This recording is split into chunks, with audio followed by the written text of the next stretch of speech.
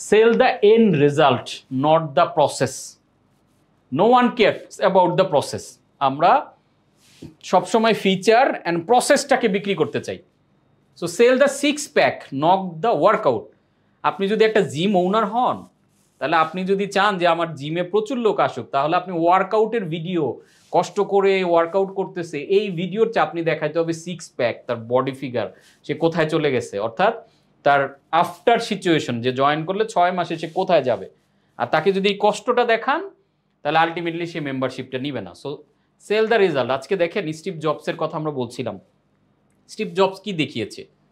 সে কিন্তু বলে নাই, সে যখন প্রথম আইপড লঞ্চ করলো, আইপড লঞ্চ করে সে বলে নাই যে দিস ইজ দ্য ডিভাইস, এই ডিভাইসে আপনি গান স্টোর করে রাখতে পারেন, এই প্রসেসে এটার মধ্যে MP3 গান রাখা যায়, এটা সেটা, এই ফিচার কিন্তু বলে নাই। সিম্পলি শুধু বলছে 1000 songs ইন ইউর পকেট। আপনার পকেটের মধ্যে 1000 মিউজিক পাচ্ছেন মনের মতো, 1000 songs।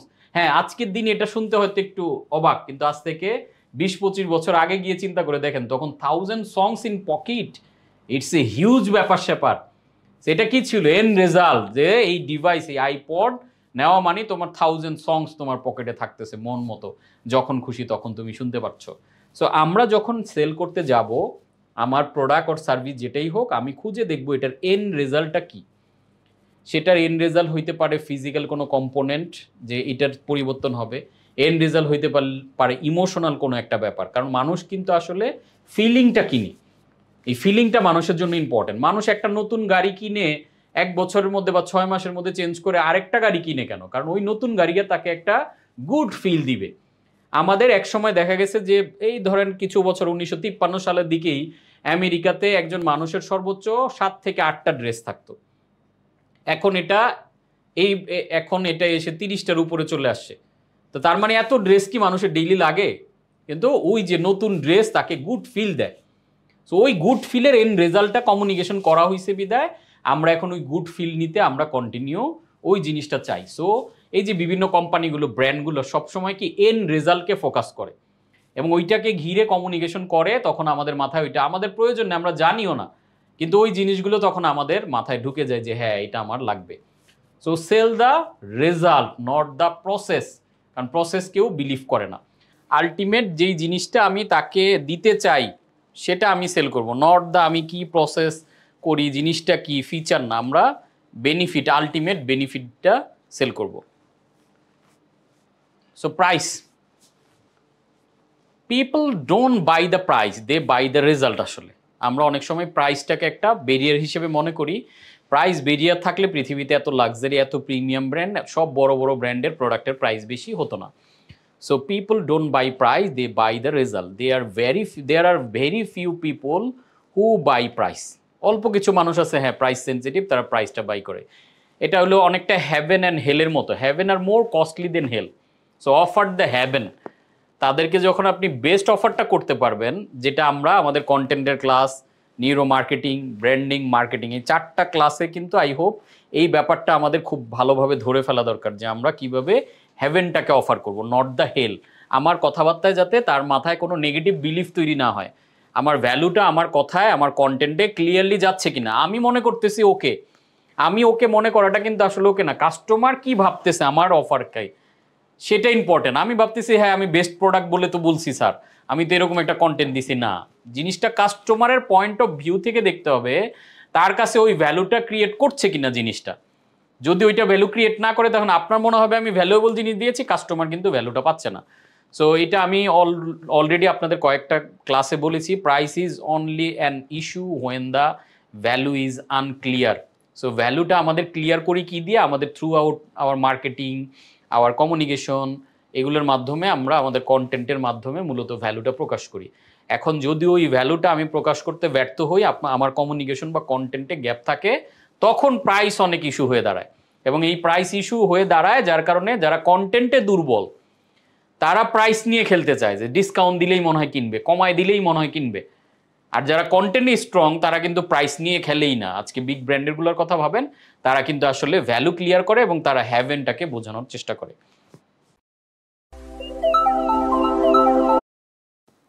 So common sales mistake, আমরা যখন সেলস নিয়ে কাজ করব তখন আমাদের কমন কতগুলো মিস্টেক আমরা করি। Number one, no planning. আমরা প্ল্যানটা করতে ব্যর্থ হই, আমরা প্রপারলি এটা নিয়ে রোড ম্যাপ, এটা নিয়ে একটু যে ব্যাক এন্ড ওয়ার্কিংটা এটা আমরা করি না, যে কি প্ল্যানে আমরা কত টাকা সেলস করতে চাচ্ছি।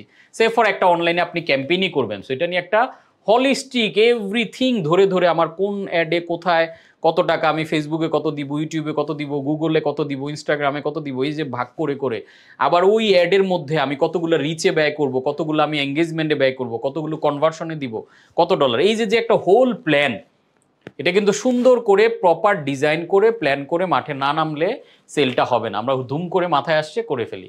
Not enough preparation. সেলস করতে গেলে আমাকে প্রপার প্রিপারেশনটা নিতে হবে। আমার কাস্টমারের জন্য প্রয়োজনটা, তার ডিজায়ার, তার নিড, ওয়ানটাকে খুঁজে বের করা, তাদের নিয়ে আসলে ওয়ার্ক করা লাগে।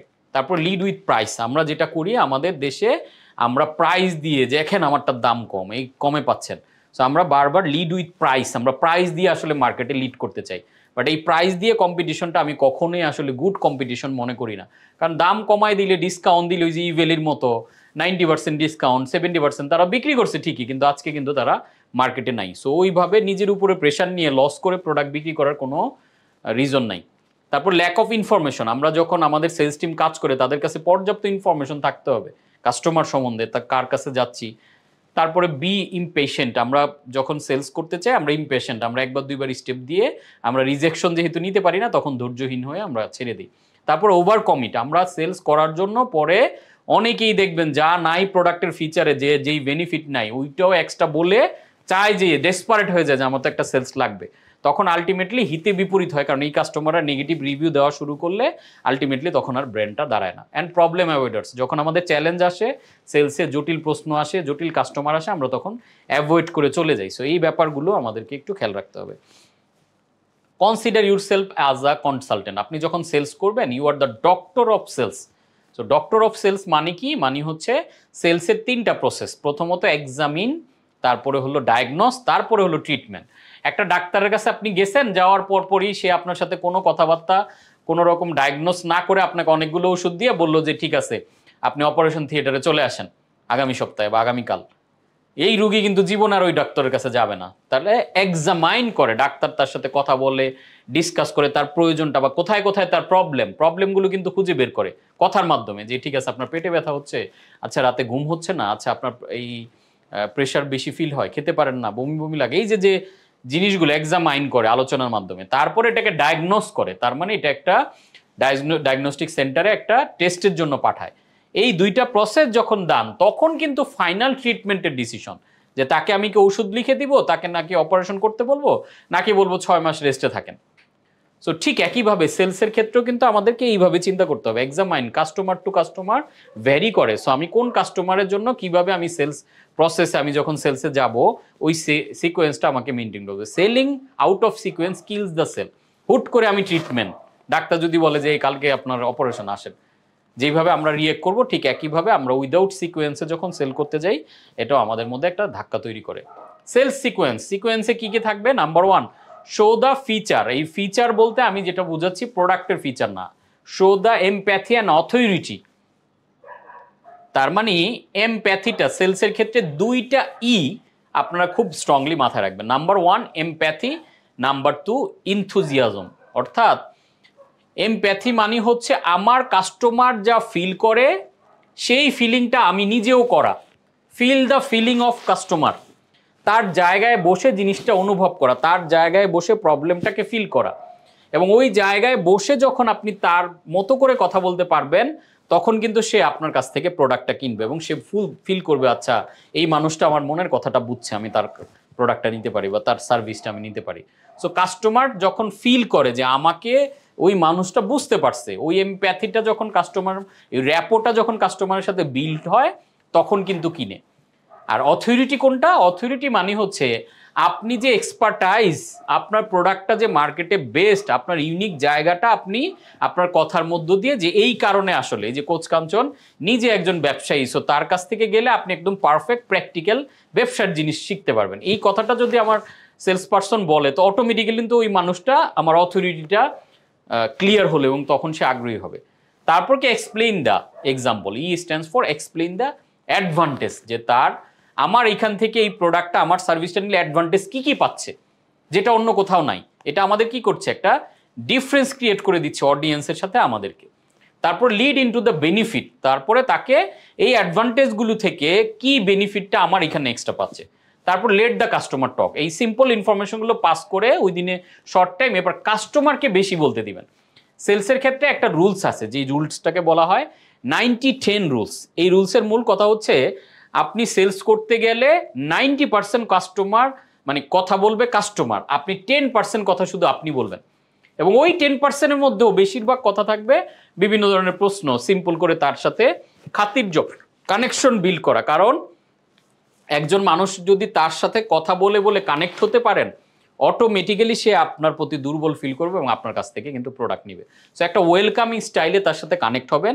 সো এইখানে সেল ওয়ার্ডটাকে কিন্তু ভেঙে আমরা এই সিকোয়েন্সটা বানিয়েছি। তার মানে show the empathy and authority and ইনথুজিয়াজমটা আপনার মধ্যে যাতে ওই এনার্জিটা সে দেখতে পায়। কারণ বলা হয় একটা কথা যে selling is transformation of enthusiasm from seller to buyer.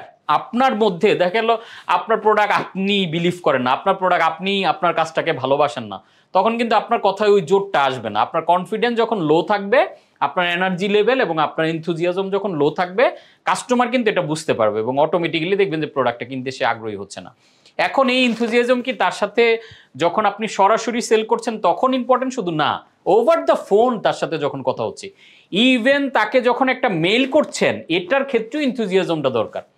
কারণ আমি ইমেল মার্কেটিংয়ের উপর, কপিরাইটিংয়ের উপর ম্যাট ফিউরির একটা কোর্স করেছিলাম, তো উনি চমৎকার করে বলছিলেন যে আপনি যে একটা মেইল পাঠান, আপনি যে ওয়ার্ডিংগুলো করেন, আপনি লেখার সময় যদি আপনার মধ্যে একটা এনার্জি থাকে, আপনার মধ্যে একটা এনথুজিয়াজম থাকে, ওই লেখার মধ্যে না ওই পাওয়ারটা ছড়ায় পড়ে, এবং যখন অপোজিট ব্যক্তিটা বা ওই কাস্টমারটা লেখাটা পড়ে তার মধ্যে ওই এনথুজিয়াজমটা প্রকাশ পায়। এখন আপনি একটা মেইল খুব খারাপ মন নিয়ে লিখতেছেন, সেলসের মেইলই, অথবা একটা কন্টেন্টই বানাচ্ছেন, অথবা একটা ক্যাপশনই লিখতেছেন, ওইটা যদি আপনি এনথুজিয়াজম এনার্জেটিক ওয়েতে না লিখেন, একটু মানে গতিশীল, তাহলে ওইটার মধ্যে ওয়ার্ডিংগুলো দেখবেন দুর্বল থাকবে। আলটিমেটলি কি হবে, ওই এনথুজিয়াজমটা সরাবে না। সো জিনিসটা এমন না যে এনথুজিয়াজম সরানোর জন্য এই যে আমার সাথে আপনাদের অনেকেরই দেখাই হয় নাই, তাহলে আমার ইভেন আমি ভিডিও খুব বেশি বানাই নাই, তাহলে কি আমি লেখার মধ্য দিয়ে আমার পাওয়ারটাকে আমি ছড়ানোর চেষ্টা করছি, লেখার মধ্য দিয়ে আমি এমপ্যাথিটা সরানোর চেষ্টা করছি, আপনার জায়গাটা আমি আপনার প্রবলেমটা বুঝে আমি নোটিস করার চেষ্টা করেছি। আর যখন আপনার প্রবলেম আপনার থেকে আমি ভালোভাবে ব্যাখ্যা করতে পারছি, তখন কিন্তু আপনার কাছে ফিল হয়েছে যে না, ওই লোকটার প্রোডাক্টটা কিনি। ঠিক আপনাকে ওই জায়গায় যেতে হবে যে তার প্রবলেমটাকে আপনি এমনভাবে তুলে ধরবেন, এমনভাবে শেয়ার করবেন, সে যাতে ফিল করে বাহ, এই লোকটা আমার কথাটা, আমার প্রবলেমটা এত সুন্দর বুঝতে পারলো, তার মানে উনি আমার সমাধানটা দিতে পারবে, তার মানে ওনার প্রোডাক্টটা এক্সাক্ট আমার জায়গাটাতে কাজ করবে। তো এইভাবে প্রসেসে যখন আমরা যাব, দেখবেন যে আলটিমেটলি সেলসটা বেরোচ্ছে।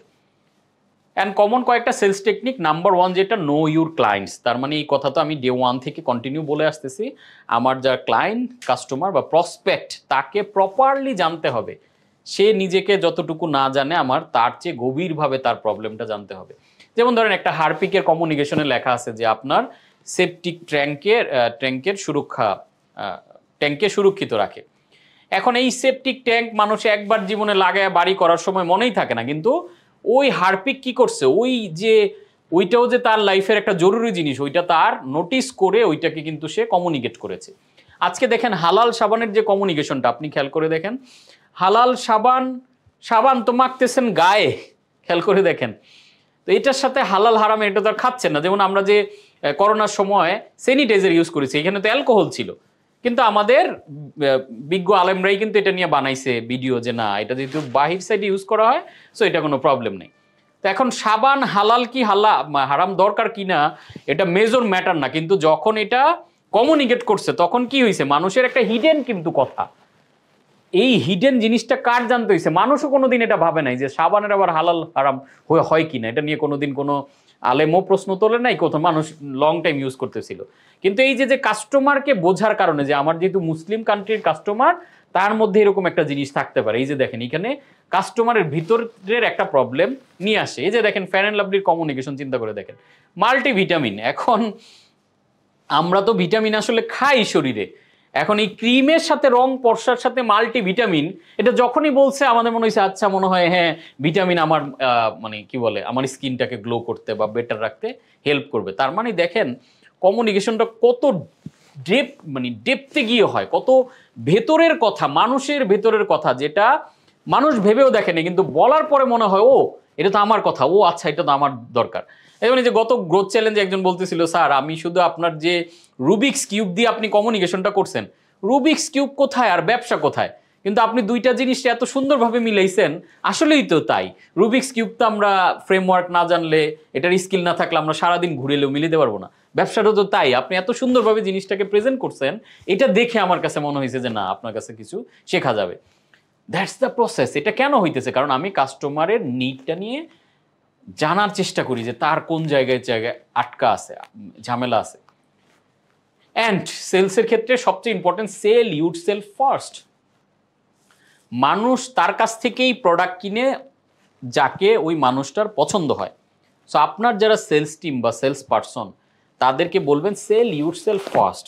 এই যে আমাদের ধরেন ইস্টাদ বা আমাদের টিমে যারা কমিউনিকেশন করে তারা দেখবেন যে কাস্টমারের ওই নিডটা, মানে আমি ওইভাবেই তাদেরকে জিনিসটাকে ইনস্ট্রাকশন দিয়েছি, তারা এমনভাবে আপনার প্রবলেমটাকে নিবে, ডিল করার চেষ্টা করে, তাতে আপনার মনে হয় আচ্ছা ঠিক আছে কোর্সটা নিয়ে নেই, বা এটা যে কোনোভাবে সমস্যাটাকে আমরা একটা প্রপার সমাধান দেওয়ার চেষ্টা করি। সো ওই এমপ্যাথিটা তাদের মধ্যে তৈরি করেছি, এবং এটা আমাদের নাম্বার ওয়ান ভ্যালুস, যে কাস্টমারের ফিলিংটা বোঝা, তার প্রবলেমটা বোঝা।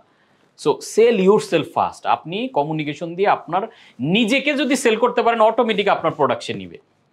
তারপর নো দ্য ভ্যালু ইকুয়েশন। আপনাদের নিশ্চয়ই মনে আছে আমরা একটা ভ্যালু ইকুয়েশন শেয়ার করেছিলাম, যে এখানে বলেছিলাম যে কাস্টমারের মানে value equals to benefit minus হচ্ছে কস্ট।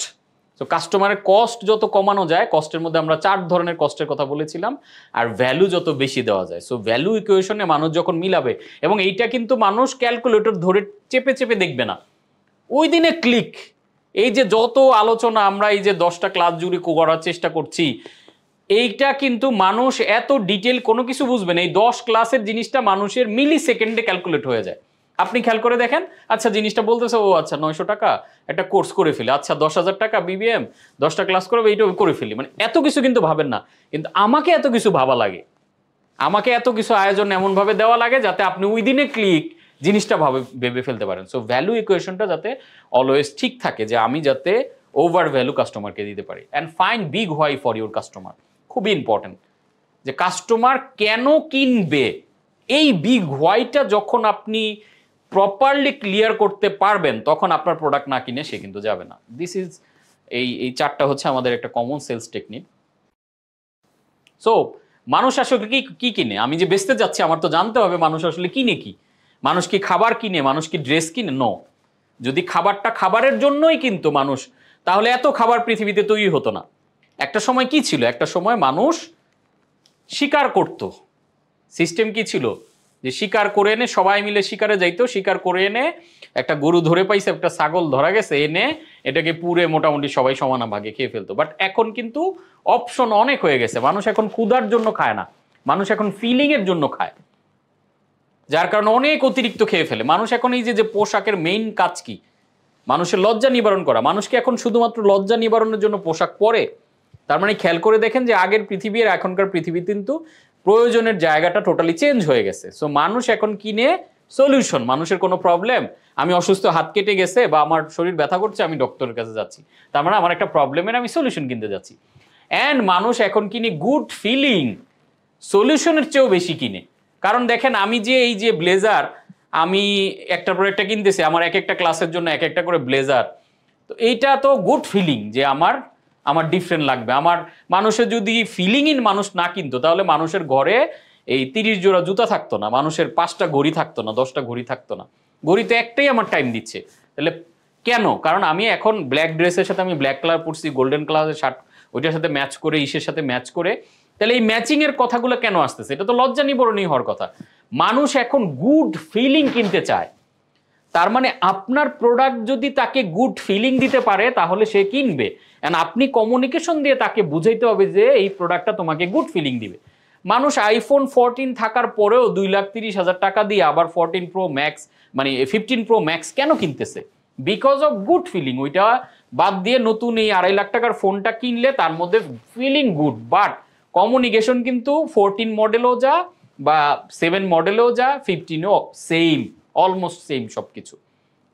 কিন্তু মানুষ আসলে গুড ফিলিংটা কিনতে চায়। সো আপনার কমিউনিকেশন, আপনার এই কন্টেন্ট, এইগুলো দিয়ে মানুষকে, আপনি যখন সেলসে যাবেন, কারোর সাথে ডিরেক্ট কথা বলবেন, এই জিনিসটা, এই ফিলিংটা দিতে হবে। সো গুড ফিলিংটা দিতে পারলে, ফিলিংয়ের কারণে আজকে অ্যাপেল বিখ্যাত ব্র্যান্ড হয়েছে কেন? অ্যাপেল এই ইনভায়রনমেন্টটা ক্রিয়েট করছে, যে ইনভায়রনমেন্টে কারণে মানুষের মাথায় সেট হয়ে গেছে যে এটা একটা গুড ফিলিং। এখন আর এটা কোনো মোবাইল ফোন না, এটা একটা ফিলিং হয়ে গেছে। মানুষ ওই ফিলিংটা কিনে। কোকাকোলা একটা ফিলিং বিক্রি করে, এবং আমরা এই আগের ক্লাসগুলোতে বারবার ইমোশন বলেছি। দিস ইজ দ্য ইমোশন, যে গুড ফিলিংটা মানুষ কিনে। মানুষ 3 নাম্বার কোন জিনিসটা কিনে? ট্রান্সফরমেশন, ইমপ্রুভমেন্ট কিনে। মানুষ তার ডেভেলপমেন্টটা কিনে, যে আমি এখানে আছি, এই যে এই কোর্সটা আপনারা কিনেছেন কেন? এটা আপনারা নিশ্চয়ই গুড ফিলিংয়ের জন্য কিনে নাই, বাট এইখানে মেজর হচ্ছে আপনার একটা সলিউশন অথবা একটা ট্রান্সফরমেশন। হ্যাঁ, আমি এখন 5 ফিগার বিজনেস করি, স্যারের ক্লাসগুলো থেকে আমি 6 ফিগারে যেতে চাই। আবার যে 6 ফিগার বিজনেসে আছেন, সে চিন্তা করলো আমি একটু স্কিলড হই, কোচ কাঞ্চনের ক্লাসগুলো থেকে আমি যদি 7 ফিগার বা 8 ফিগার বিজনেসে যেতে চাই। তার মানে ট্রান্সফরমেশন কিনে মানুষ। মানুষ ফ্যান অ্যান্ড লাভলি কেন কিনে? ফ্যান অ্যান্ড লাভলি তো কোনো প্রবলেমের সলিউশন না।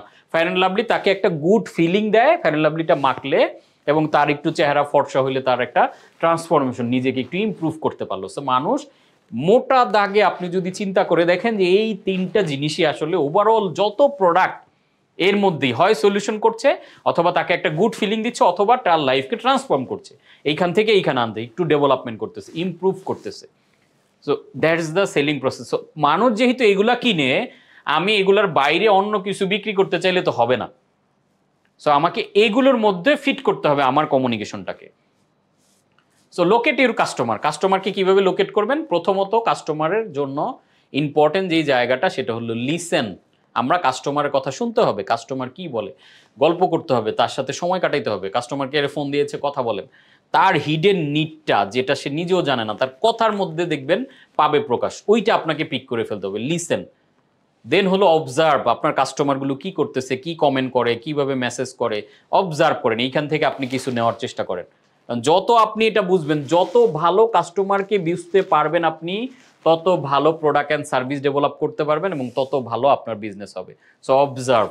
তারপরে কি? সিটি। আমাদের তো অবশ্যই যত কমিউনিকেশন আপনি বানাবেন, ফেসবুকে পোস্ট হোক, ভিডিও হোক, লিফলেট হোক, অবশ্যই এখানে একটা কল টু অ্যাকশন লাগবে। তো কল টু অ্যাকশনটা কি? তাকে হয়তো কিনতে বলবেন, অথবা আপনার অফিস ভিজিট করতে বলবেন, অথবা ওয়েবসাইট ভিজিট, অথবা তাকে ফোন কল করতে বলবেন, অথবা লার্ন মোর, কিছু একটা কানেক্ট করাবেন। আমরা অনেক সময় ভিডিও বানাই সবকিছু, ফাইনালি তার কি করতে হবে? আপনি কি সাবস্ক্রাইব করতে বলবেন, নাকি আপনাকে মেসেজ করতে?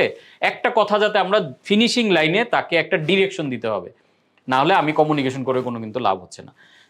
দেন এটা দিয়ে তাকে কানেক্ট করবেন। এরপর আস্ক দ্য রাইট কোশ্চেন। দেখেন, প্রপার কোশ্চেন আস্ক করেও কিন্তু কাস্টমারকে কনভিন্স করা যায়। কারণ প্রশ্ন, যেমন ধরেন আমার কাছে যদি কেউ আসে, যেমন আমি একটা কোশ্চেনিয়ার বানাচ্ছি মার্কেটিংয়ের জন্য। কোশ্চেনিয়ারটা এরকম যে 50টা প্রশ্ন থাকবে, এই প্রশ্নগুলোর আপনি আনসার দিবেন। আনসার দিলে আপনাকে একটা মার্কিং করা হবে যে মার্কেটিংয়ে আপনার বিজনেসে আপনি এখন কোন অবস্থানে আছেন।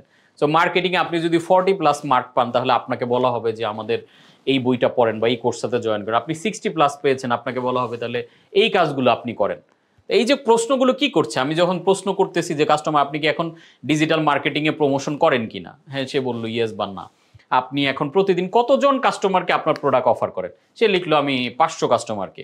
তার মানে তার কিন্তু এই প্রশ্নগুলো আস্ক করার মাধ্যমে তার হিডেন নিডটা আমি বের করলাম। তখন আমি বললাম যে দেখেন আপনার বিজনেস এত ছোট কেন? কারণ আপনি প্রতিদিন মাত্র 500 কাস্টমারকে অর্ডার করেন, কি বলে অফার করেন। আপনি অফার যদি করেন 5000-কে বা 5 লাখ লোকের কাছে যদি আপনার অফারটা প্রয়োজন, মানে প্রোডাক্ট সম্বন্ধে বিজ্ঞাপনটা তুলে ধরতে পারেন, তার মানে আপনার সেলস কিন্তু বাড়বে। So ask the right question. যে কোশ্চেনে কাস্টমারের পেইন পয়েন্টটা সেই বলবে যে আমার এটা হইতেছে। আপনি তো এখন এই কোম্পানির একটা প্রোডাক্ট ইউজ করেন, এটাতে এই প্রবলেমটা সলভ হয় কিনা, কারণ আপনি জানেন যে ওই কোম্পানির ওই প্রোডাক্টটা এটা সলভ করে না। হ্যাঁ, আপনি যে ধরেন বলতেছেন যে এই যে ডে কেয়ার, আপনার বাচ্চা ডে কেয়ারে আছে, আপনার বাচ্চাকে কি এরা পড়াশোনা করায় কিনা, বা আপনার বাচ্চাকে কি বলে তারা গোসল করায় দেয় কিনা, সামহাউ মানে এমন একটা পয়েন্ট যেটা সচরাচর অন্য ডে কেয়ার দিচ্ছেন, আপনি দিচ্ছেন। তার মানে ওই প্রশ্নটা করা মানে কিন্তু ওদের দুর্বলতাটা কাস্টমারের মাইন্ডে আসতেছে। তখন আপনি যখন প্লেস করবেন যে আমরা কিন্তু এই কাজটা করি, সো এরকম মানে জিনিসটাকে প্রশ্নের মাধ্যমে কিন্তু কাস্টমারকে একটা ফ্রেমিংয়ে ফেলা যায়, তার প্রবলেমটাকে অ্যারাইজ করে দেওয়া যায়, তখন এটা আপনি সলিউশন দিলেন। অ্যান্ড সবচেয়ে ইম্পর্টেন্ট পার্ট যেটা, সেটা হলো ট্রাস্ট গেইন। কাস্টমারের কাছে সেল করতে গেলে মাস্ট যে জিনিসটা, মানুষ যতক্ষণ না ট্রাস্ট গ্রো করবে ততক্ষণ কিন্তু আপনার কাছ থেকে প্রোডাক্ট কিনবে না। সো এই ট্রাস্ট গ্রো করার জন্য আমাদের বিভিন্ন ধরনের অথরিটি কন্টেন্ট বানাইতে হবে, যেটা আমরা কন্টেন্টের ক্লাসে আলাপ করেছিলাম। অ্যান্ড ফাইনাল ওয়ান যেটা, সেটা হলো এমপ্যাথাইজ, অর্থাৎ পিওভি, পয়েন্ট অফ ভিউ। আজকের পর থেকে যা কিছু আপনি দেখবেন কাস্টমারের পয়েন্ট অফ ভিউ থেকে, আপনি কি বলতে চান, আপনি কি করতে চান, আপনার প্রোডাক্টের আপনি বাবার নামে আপনার দোকানের নাম দিচ্ছেন, পারফেক্ট, এটা কি কাস্টমার পছন্দ করতেছে কিনা তার পয়েন্ট থেকে দেখেন। কারণ আপনার পণ্যের নাম বা আপনার ব্র্যান্ডের নাম আপনার কাছে ভালোই লাগে, কিন্তু এটা আপনি তো বারবার শোনেন বা আপনার এটার সাথে একটা ইমোশন, এখন আপনি মনে করার কোনো কারণ নেই যে আপনার এটা ভালো লাগা মানে তার ভালো লাগবে। সো আপনার ভালো লাগাটা তার ভালো লাগা কিনা, তার জায়গায় বসে তার পয়েন্টে বসে জিনিসটাকে চিন্তা করেন। পিওভি, সব কিছুকে কাস্টমারের পয়েন্ট অফ ভিউ থেকে যখন আপনি ভাবা শুরু করবেন, কারণ দেখেন দিন শেষে প্রোডাক্টের ইউজার কিন্তু আপনি না। আমার কোচ কাঞ্চনের ট্রেনিং আমি কি করি, এটাকে আমার জন্য বানাইছি না, এটা বানাইছে আমার যারা অডিয়েন্স, যারা স্ট্রাগলিং বিজনেস থেকে বা বিজনেসে সুপার সাকসেস চায়, 10x গ্রোথ চায়, তাদের জন্য বানাইছি। সো আমি যা কিছু তৈরি করব, যা কিছু ভাববো, তাদের জায়গা থেকে ভাববো, আদারওয়াইজ তো এটা প্রপারলি ওয়ার্ক করবে না। সো কারা আসলে এই টেকনিকগুলো ফলো করে, কারা এবং কারা best people, who are the best sales people? The best sales people are the ones who listen more than they talk. অর্থাৎ কাস্টমারের কথা বেশি শোনার চেষ্টা করবেন, তাদের ভাষা, তাদের মনের কথা যত আপনি ভালো শুনবেন, যত আপনি এগুলো চর্চা করবেন, তত আপনি পয়েন্ট খুঁজে পাবেন আপনি কিভাবে কমিউনিকেশন করবেন। So skill set for champion sales person. আপনি যদি চ্যাম্পিয়ন সেলসম্যান হতে চান, তাহলে স্কিল কি? আপনাকে প্রপার নলেজ লাগবে আপনার প্রোডাক্ট, সার্ভিস এবং কাস্টমারের ওই যে তার যে মাইন্ডের ব্যাপারটা, মার্কেটটা প্রপার বোঝা, সো প্রপার নলেজটা। দেন কমিউনিকেশন মাস্টার হতে হবে আপনাকে এইখানে 7-30-55 রুল, এটা আমরা পরের স্লাইডে কথা বলবো। অ্যান্ড রিডাইরেক্ট স্টোরি, তাকে স্টোরি বলে বলে যে দেখেন আমার এই প্রোডাক্টের আগে একজন মানুষের এই ছিল। আমরা দেখবেন প্রায় বিভিন্ন গল্প শেয়ার করি যে কোচ কাঞ্চনের বই পড়ে এই করেছে, ব্রেইভে জয়েন করে এই করেছে, দিস ইজ স্টোরি। কারণ মানুষ স্টোরির সাথে খুব দ্রুত কানেক্ট হয়। তারপর রিমাইন্ডার, কন্টিনিউ রিমার্কেটিং করতে হবে। কন্টিনিউ বলা হয় যে মার্কেটিংয়ে একটা রুলস আছে, যেই রুলসে বলা হয় যে রুল অফ 7। রুল অফ 7 মানে হলো বারবার তাকে 7 বার যদি তাকে কন্টেন্টটা দেখাইতে পারেন, তার কিনার আগ্রহটা তৈরি হয়। সো বারবার রিমাইন্ড করা যে আপনি মার্কেটে আছেন, এই আপনার প্রোডাক্ট, এটা কিনেন। সো এইটা যখন কন্টিনিউ করবেন, তখন দেখবেন যে কাস্টমার প্রোডাক্ট অর্ডার করবে। তারপর এমপ্যাথি, যে একটু আগে যেটা কথা বললাম, যে feel the feeling of customer.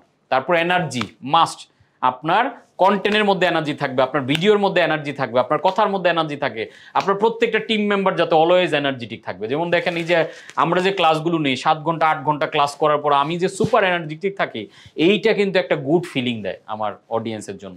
তারপর মোটিভেশন মাস্ট আপনার মধ্যেও থাকবে, আপনার টিমের মধ্যে যখন কম্বাইনলি সবার মধ্যে থাকবে, এটা দেখবেন পুরো জিনিসটা ছড়াচ্ছে। যেই রুলসের কথা বলছিলাম, এটা মেহরাবিয়ান, আলবার্ট মেহরাবিয়ানের একটা চমৎকার তো উনি এই রুলসটাতে যেটা বলছেন 7-38-55 রুলস, এই রুলসের এটা কমিউনিকেশন মাস্টার ক্লাসের একদম মেইন যে কন্টেন্ট, সেটা হচ্ছে এটা।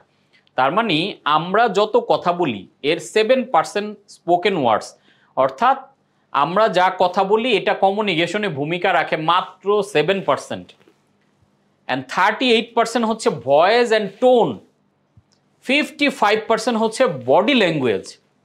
কারণ দেখেন একজন মানুষ মানে খুবই ভালো একটা কথা বলতেছে, বাট ভয়েস অ্যান্ড টোন যদি বাজে হয়, আমাকে কিন্তু কথাটাকে বাজে হিসেবেই ধরে নেই।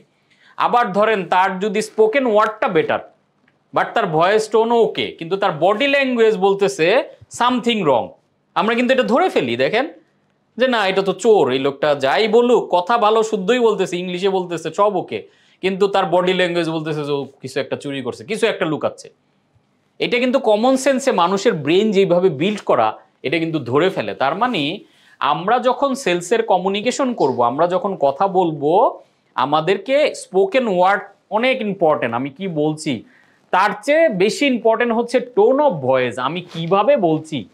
অ্যান্ড বলার সময় আমার ওয়ে অফ টকিং, আমার বডি মুভমেন্টটা কি, আমি কি নিচের দিকে তাকায়া বলতেছি, তখন বুঝেই যাবে যে হ্যাঁ সামথিং, সে চোখে চোখ তাকাইতে পারতেছে না, মানে সামথিং রং। সো এই রুলটা আমরা আমাদের টিম যখন কথা বলবে, আমরাও যখন কোথাও প্রেজেন্টেশন, এটা খুব মাথায় রাখবো। এই যে যতগুলো ওয়ার্ড বলতেছি, এই ওয়ার্ডের সাথে আমার ভয়েস অ্যান্ড টোন অ্যান্ড আমার বডি ল্যাঙ্গুয়েজকে প্রপারলি সাপোর্ট দিচ্ছে কিনা। এখন আমি যখনই বলতেছি ফেকভাবে, আমার বডি ল্যাঙ্গুয়েজে কিন্তু এটা মানে চোখে পড়বে, মানুষের ধরা পড়বে যে না, সামথিং রং। সো এই রুলটা যাতে, তার মানে আমাদের দেখেন আমরা যা বলি তার চেয়ে না বলা বিষয়, মানে বলা জিনিস আপনার কমিউনিকেশনে ভূমিকা রাখে মাত্র 7%, আর না বলা জিনিস আপনার কমিউনিকেশনে ভূমিকা রাখে 97%, সরি 93%। এই 93%টা খুব ইম্পর্টেন্ট, আর আমরা 93%কে পুরো স্কিপ করে যাই। তো এই জন্য ওই যে ভিতরে কনফিডেন্স, আমরা যে শুরুর দিকের কেন এতক্ষণ মাইন্ড ম্যানেজমেন্টের উপর আলোচনা করলাম, কারণ আপনার ওগুলো যদি ভিতরে কমপ্লিট থাকে তখন দেখবেন অটোমেটিক্যালি আপনার ভিতরের কনফিডেন্সের কারণে, আপনার কম্পিটেন্সের কারণে, আপনার বিলিভের কারণে আপনার কথার মধ্যে এই জোরটা কাজ করতেছে, আর এই জোরটা যখন কাজ করবে তখনই কিন্তু প্রোডাক্টটা সেল হবে। সো আপনি যখন কাস্টমারের সাথে প্রপার কমিউনিকেশন ডেভেলপ করতে পারবেন, একটা কম্পিটিটিভ অ্যাডভান্টেজ আপনি পাবেন কি, no one can copy your knowledge and relationship with customer. আপনারা এই যে কোর্স থেকে যে নলেজ পেয়ে গেলেন, এটা কিন্তু কেউ আপনার থেকে কেড়ে নিয়ে দিতে পারবেন, এটা কোনোদিনও সম্ভব না। আবার আপনি কাস্টমারের সাথে যখন প্রপার রিলেশনটা গড়ে তুলবেন, তখনও কিন্তু এটা আপনার কাছ থেকে নিয়ে নেওয়া সম্ভব না। সো এই দুইটা হচ্ছে এক্সট্রিম পাওয়ার, এক্সট্রিম কম্পিটিটিভ অ্যাডভান্টেজ, মানে আনফেয়ার অ্যাডভান্টেজ, যেটা আপনার কম্পিটিটর চাইলে নিতে পারেন। এই যে যারা ব্রেভে জয়েন করে আমাদের ক্লাস করছেন বা এই যে বিবিএমটা কন্টিনিউ করছেন, সো এই যে ডিফারেন্ট নলেজগুলো আপনারা পেলেন, এটা কিন্তু আপনার একটা কম্পিটিটিভ অ্যাডভান্টেজ হইলো। এখন কাস্টমারের সাথে এমন একটা রিলেশন তৈরি করেন যেটা আপনার কম্পিটিটিভ অ্যাডভান্টেজ, যে সে দাম কম পাইলে অন্য কোনো কারণেও যাতে অন্য জায়গায় নেওয়া যায়। ওই যে ফিলিপ কটলার যেটা শেষের দিকে বলছিল যে marketing is all about relationship, কাস্টমারের সাথে রিলেশনশিপটা, বন্ডিংটা তৈরি করেন খুব স্ট্রংলি। একটা সেলস সিক্রেট শেয়ার করব, 2 magic word for selling, stop selling. Sales সিক্রেটটা কি? সেলিংটা স্টপ করে দেন। এখন নিশ্চয়ই আপনারা হাসবেন যে কি বলতেছে স্যার, আমি তো সেল করতে চাই, তাহলে সেলটা স্টপ করবো কেন? স্টপ সেলিং, এই দুইটা ওয়ার্ড মাথায় রাখবেন। তাহলে আজকে থেকে কি করবেন? Don't sell, just inform and listen. Sale যখন দেখবেন, মানুষের একটা চরিত্র আছে, শুনলে দুঃখজনকও লাগতে পারে, বাট এটা আছে। মানুষটা যখন কোনো কিছুর দিকে আপনি টানবেন, মানুষের একটা ছাগলের মতো একটা স্বভাব আছে। মানুষটা যখন ধরে টানা হয় কোনো দিকে, মানুষ ওইখান থেকে দূরে চলে যেতে চায়। এই ভাই আসেন, ব্রেইভে আসলে আপনার মুখ হবে, আসেন ভাই, আসেন ভাই।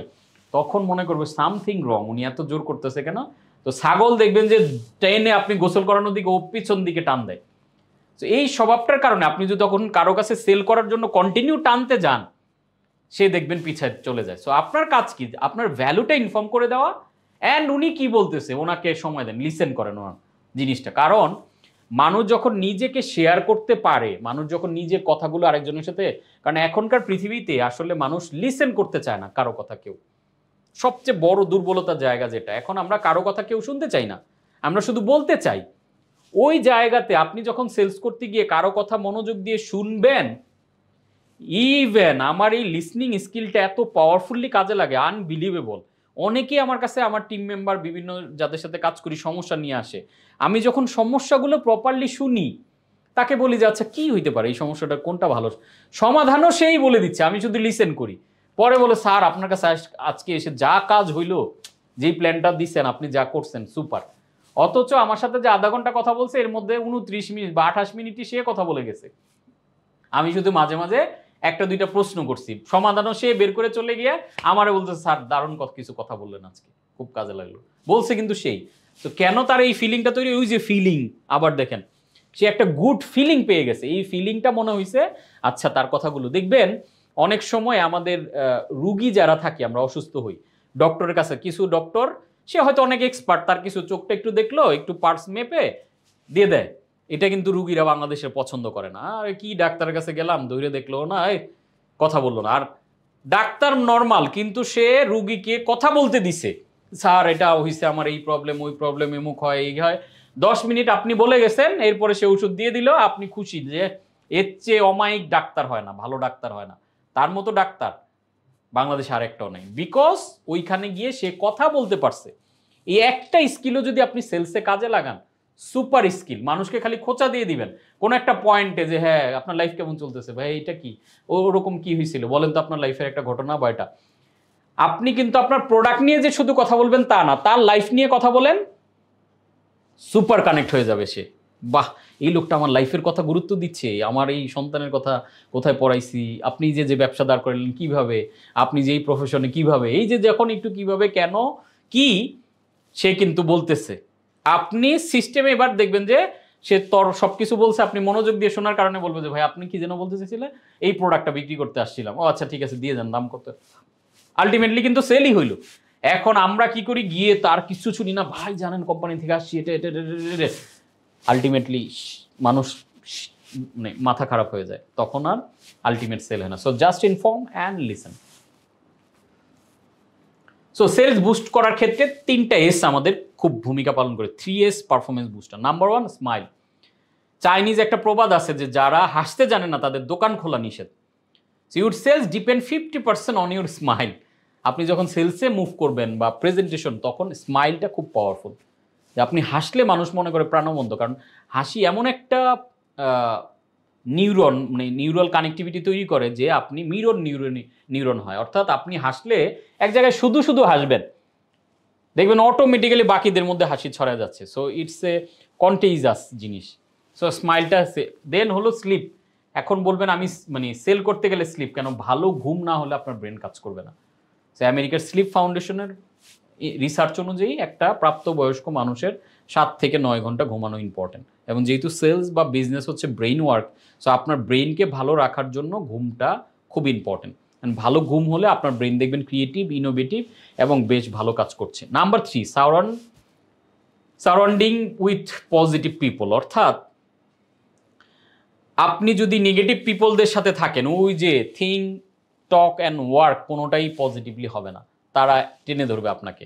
সো আপনাকে এমন কমিউনিটি, প্রক্সিমিটি ইজ পাওয়ার বলা হয়, এমন কমিউনিটির সাথে থাকতে হবে যারা আপনাকে পুশ করে, পজিটিভ চিন্তা করে, যারা বিগ সেলস করে, বড় ভূমিকা পালন করে, সেই চিন্তাটা আপনার মধ্যে গ্রো হবে।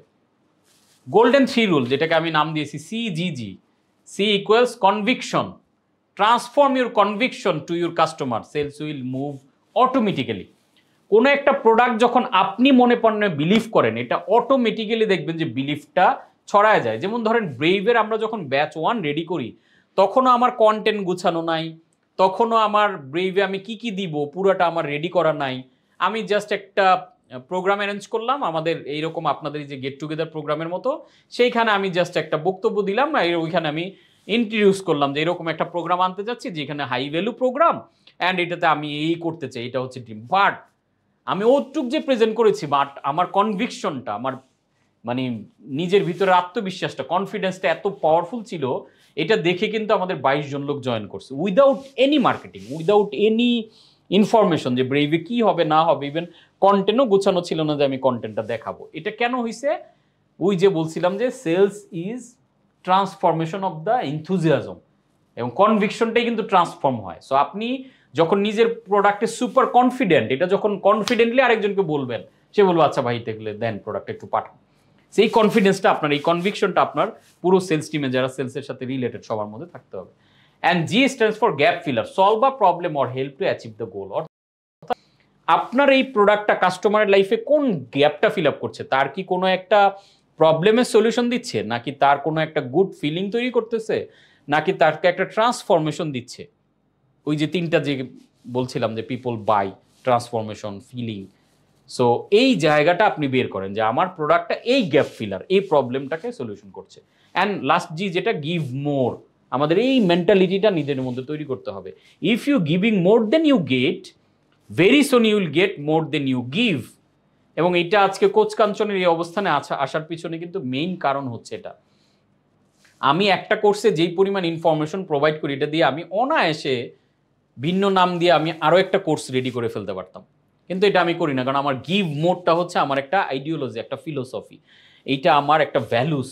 সো যখন এই গিভ মোর মেন্টালিটিটা থাকে, গিভ মোর যখন আপনি করবেন, তখন automatically you will get more than you give. So আপনি সবসময় চেষ্টা করবেন ওভার ভ্যালু কী দেওয়া, আর এক্সট্রা কী দেওয়া যায়, আর কতটুকু আমি আরও দিতে পারি, আরও কি দেওয়া যায়। এই যে যখন এই মেন্টালিটিটা তৈরি করবেন, অটোমেটিক্যালি দেখবেন যে আপনার একটা নাম ছড়িয়ে পড়ছে, একটা সুবাস ছড়িয়ে পড়ছে চারদিকে। So if you solve a problem for lot of people, you will earn lot of money. তো তার মানে আপনার প্রোডাক্ট বা সার্ভিস দিয়ে যদি আপনি বেশি মানুষের প্রবলেম সলভ করতে পারেন, তাহলে আপনি বেশি টাকা আর্ন করবেন। আজকে দেখেন পৃথিবীর বড় বড় ব্র্যান্ড বেশি মানুষের প্রবলেম সলভ করতেছে। তো এখন আপনার প্রোডাক্ট দিয়ে আপনি এখন কত জনেরটা সলভ করেন? সে 1000 করেন, এটাকে 1 লাখে নিতে হবে, এটা 1 কোটি নিতে হবে, এটাকে 10 কোটি নিতে হবে। ওই 10 কোটি মানুষের প্রবলেম সলভ যত করতে পারবেন, যত বেশি মানুষের প্রবলেম সলভ করবেন, আপনার বিজনেস বা আপনার আর্নিং তত বেশি পরিমাণে হবে। সো আজকে থেকে একটা মাইন্ডসেট আপ সেলসের ক্ষেত্রে আমাদের দিয়ে রাখবো, I help people not sell people. আমরা মানুষের কাছে আসলে বিক্রি করছি না, আমরা মানুষকে আসলে হেল্প করছি। খেয়াল করে দেখেন, আপনি যেই প্রোডাক্ট বা সার্ভিসটা এখন বিক্রি করেন, এটা আলটিমেটলি কি করে? তার গুড ফিলিং তৈরি করে, ট্রান্সফরমেশন তৈরি করে, অথবা প্রবলেমের সলভ করে। তার মানে আপনি কি করছেন, আমরা কি করছি? মূলত আমরা হেল্প করছি মানুষকে। So not sell the people. আপনি মানুষের কাছে সেল করছেন না প্রোডাক্টটা, মানুষকে হেল্প করছেন। যখন এই মেন্টালিটি রাখবেন, তখন অনেক মানুষকে আপনার প্রোডাক্ট নিয়ে বলতে, অনেক মানুষের কাছে আপনার ছড়াতে খুব বেশি সহজ হবে। একটা জিনিস মনে রাখবো, আমরা যত এফার্ট দেই, আমাদের রেওয়ার্ডটা কিন্তু আমরা শুধুমাত্র পাই রেজাল্টে, নট এফার্ট। আমার মনে আছে 2010 না 14 বিশ্বকাপে যেন প্রায় 33টা শট করেছিল মানে মেসি, এর মধ্যে কোনো গোল হয় নাই। তো এই যে 33টা শট করলো, এটা কিন্তু ম্যাটার না, গোল করতে পারলো কি না। শট 3টা করছে, 3টাই গোল করছে। সো আপনি চেষ্টা করবেন সবসময় এফার্টগুলো এরকম জায়গায় দিতে যাতে আমার রেওয়ার্ডটা, রেজাল্টটা আসে। আলটিমেট ফোকাস কি? রেজাল্টটা আমি চাই। আলটিমেট ফোকাসকে আমার এই রেজাল্টটা আনতে হবে। এজন্য ওই যে বিলিফ সেট, ড্রিম সেটের মধ্যে আগে রেজাল্টটা রাখবেন মাথায়, যে ঠিক আছে আমি এই রেজাল্টটার জন্য এই কাজগুলো করছি। তখন দেখবেন যে অল্প এফার্ট দিয়ে আপনি বেশি রেজাল্ট নিতে পারছেন। অ্যান্ড এইখানে 5টা আরও সেলিং মিস্টেক নিয়ে আমি একটু কথা বলবো। Number 1, try to find people for selling. এটা একটা সেলস মিস্টেক। আমরা ওই গানের মতো যে ব্যবসার যে পরিস্থিতি, মুরগি খুঁজি তিতি তিতি, আমরা এরকম মুরগি খুঁজি যে কাকে আমরা মুরগি বানাবো না। ইনস্টিড যেটা করবেন, মেক ইউর সেলফ মোর ফাইন্ডেবল। এখন আমি এসএমই উদ্যোক্তাদের ব্যবসার যে অবস্থা দেখি, আমার কাছে আসে কথা বলি, আমি তখন বলি যে ভাই আপনি যে ব্যবসা করেন, এটা আপনারা সিআইডি এফবিআই দিয়েও তো আপনারা খুঁজে পাওয়া যায় না, গুগল, ফেসবুক, ইউটিউব, কোথায় তো আপনার কোনো অবস্থান, কিচ্ছু নাই। তাহলে মানুষ আপনারা খুঁজে পাবে কই? মানুষ আপনি আপনার প্রোডাক্ট নিয়ে বসে রয়েছেন, এটা যে আছে আপনার কাছে প্রোডাক্ট, কয়জন মানুষ জানে? এটাকে পুরো বাংলাদেশে 1 কোটি মানুষ জানে? বলো না, 1 কোটি মানুষ আপনার খোঁজে না, তাহলে আপনার ব্যবসাটা কোত্থেকে হবে? আপনি কাস্টমার খুঁজতেছেন, স্যার কার কাছে বেচুম, কার কাছে বেচুম, কই কাস্টমার না। আপনি এমনভাবে কন্টেন্ট রেডি করেন, এমনভাবে ভিজিবিলিটি বাড়ান, অ্যাভেলেবিলিটি বাড়ান, যাতে মানুষ দেখে যে ও যেখানে যায় ওনার কন্টেন্ট, ওনার প্রোডাক্ট দেখি, ওনার আচ্ছা একবার কিনে দেখি। সো মেক ইউর সেলফ মোর ফাইন্ডেবল। মানুষ যাতে, এই যেটা আমরা ইনবাউন্ড মার্কেটিংয়ে বলার চেষ্টা করছি, কন্টেন্টের ক্লাসে বারবার বলার চেষ্টা করেছি যে অ্যাভেলেবেল কন্টেন্ট দিয়ে আপনাকে অ্যাভেলেবেল থাকতে হবে। যেখানে মানুষ আছে ওইখানে আপনার যাতে কন্টেন্ট থাকে, তাহলে মানুষ আপনাকে খুঁজে পাবে। আর আপনাকে খুঁজে পেলে আপনার সেল হবে। আপনাকে তো মানুষ খুঁজে পায় না, এই জন্য আপনি মানুষকে খোঁজেন। উল্টা চিন্তা করেন আজকে থেকে, আমরা কাস্টমার খুঁজবো না, কাস্টমার আমাকে খুঁজবে, যখন আপনি নিজেকে ফাইন্ডেবল করতে পারবেন। Number 2, try to get people to buy. আমরা চাই মানুষ আমার প্রোডাক্ট কিনুক না, ইনস্টিড কি করব? Create an environment that make them feel like buying. মানুষ ফিলিং এর কারণে কিনে, মানুষ অপ্রয়োজনীয় জিনিস প্রচুর কিনে। আপনি যদি আপনার বাইং লিস্ট দেখেন, গত 3 মাসের বাইং হিস্ট্রি দেখেন, আপনি দেখবেন অনেক অপ্রয়োজনীয় জিনিস কিনতেছেন। আজকে দেখেন, সিম্পল একটা এক্সাম্পল দিই, আমরা প্রায় অন্তত একটা ট্রেডমিল অথবা জিমের 2-1টা মেশিনারিজ কিনি না, এমন মানুষ মনে হয় বাংলাদেশে খুব কম আছে। কারণ আমার একটা আর্জ উঠছে, একটা ফিলিং যে ঠিক আছে আমি বডি ফিটনেস একটু হেলদি থাকবো, মেশিনটা কিনে ফেলছি বিকজ অফ ফিলিং অথবা বিকজ অফ কন্টেন্ট। কিন্তু আমরা ওই ট্রেডমিলে জীবনে উঠে হেঁটে দেখিনি, একদিনও না। এমনও আছে যে আমরা ওই যন্ত্রপাতি কিনে রেখে দিছি। আমরা এই দেখবেন যে কিনি, আমরা ব্লেন্ডার, জুসার কিনে রেখে দিই, আর জুস খাওয়া হয় না। মানে চিন্তা করি যে আচ্ছা হেলদি থাকা দরকার, ফল তো খাওয়া হয় না, তাহলে একটা জুসার কিনলে আমরা জুস বানায় আমরা খাবো। আমার মনে আছে আমি যখন প্রথম আমাদের ছোটবেলায় ফ্রিজ কিনা হয়, আমার উদ্দেশ্য ছিল ফ্রিজ কিনা মানে মেইন উদ্দেশ্য আইসক্রিম খাবো।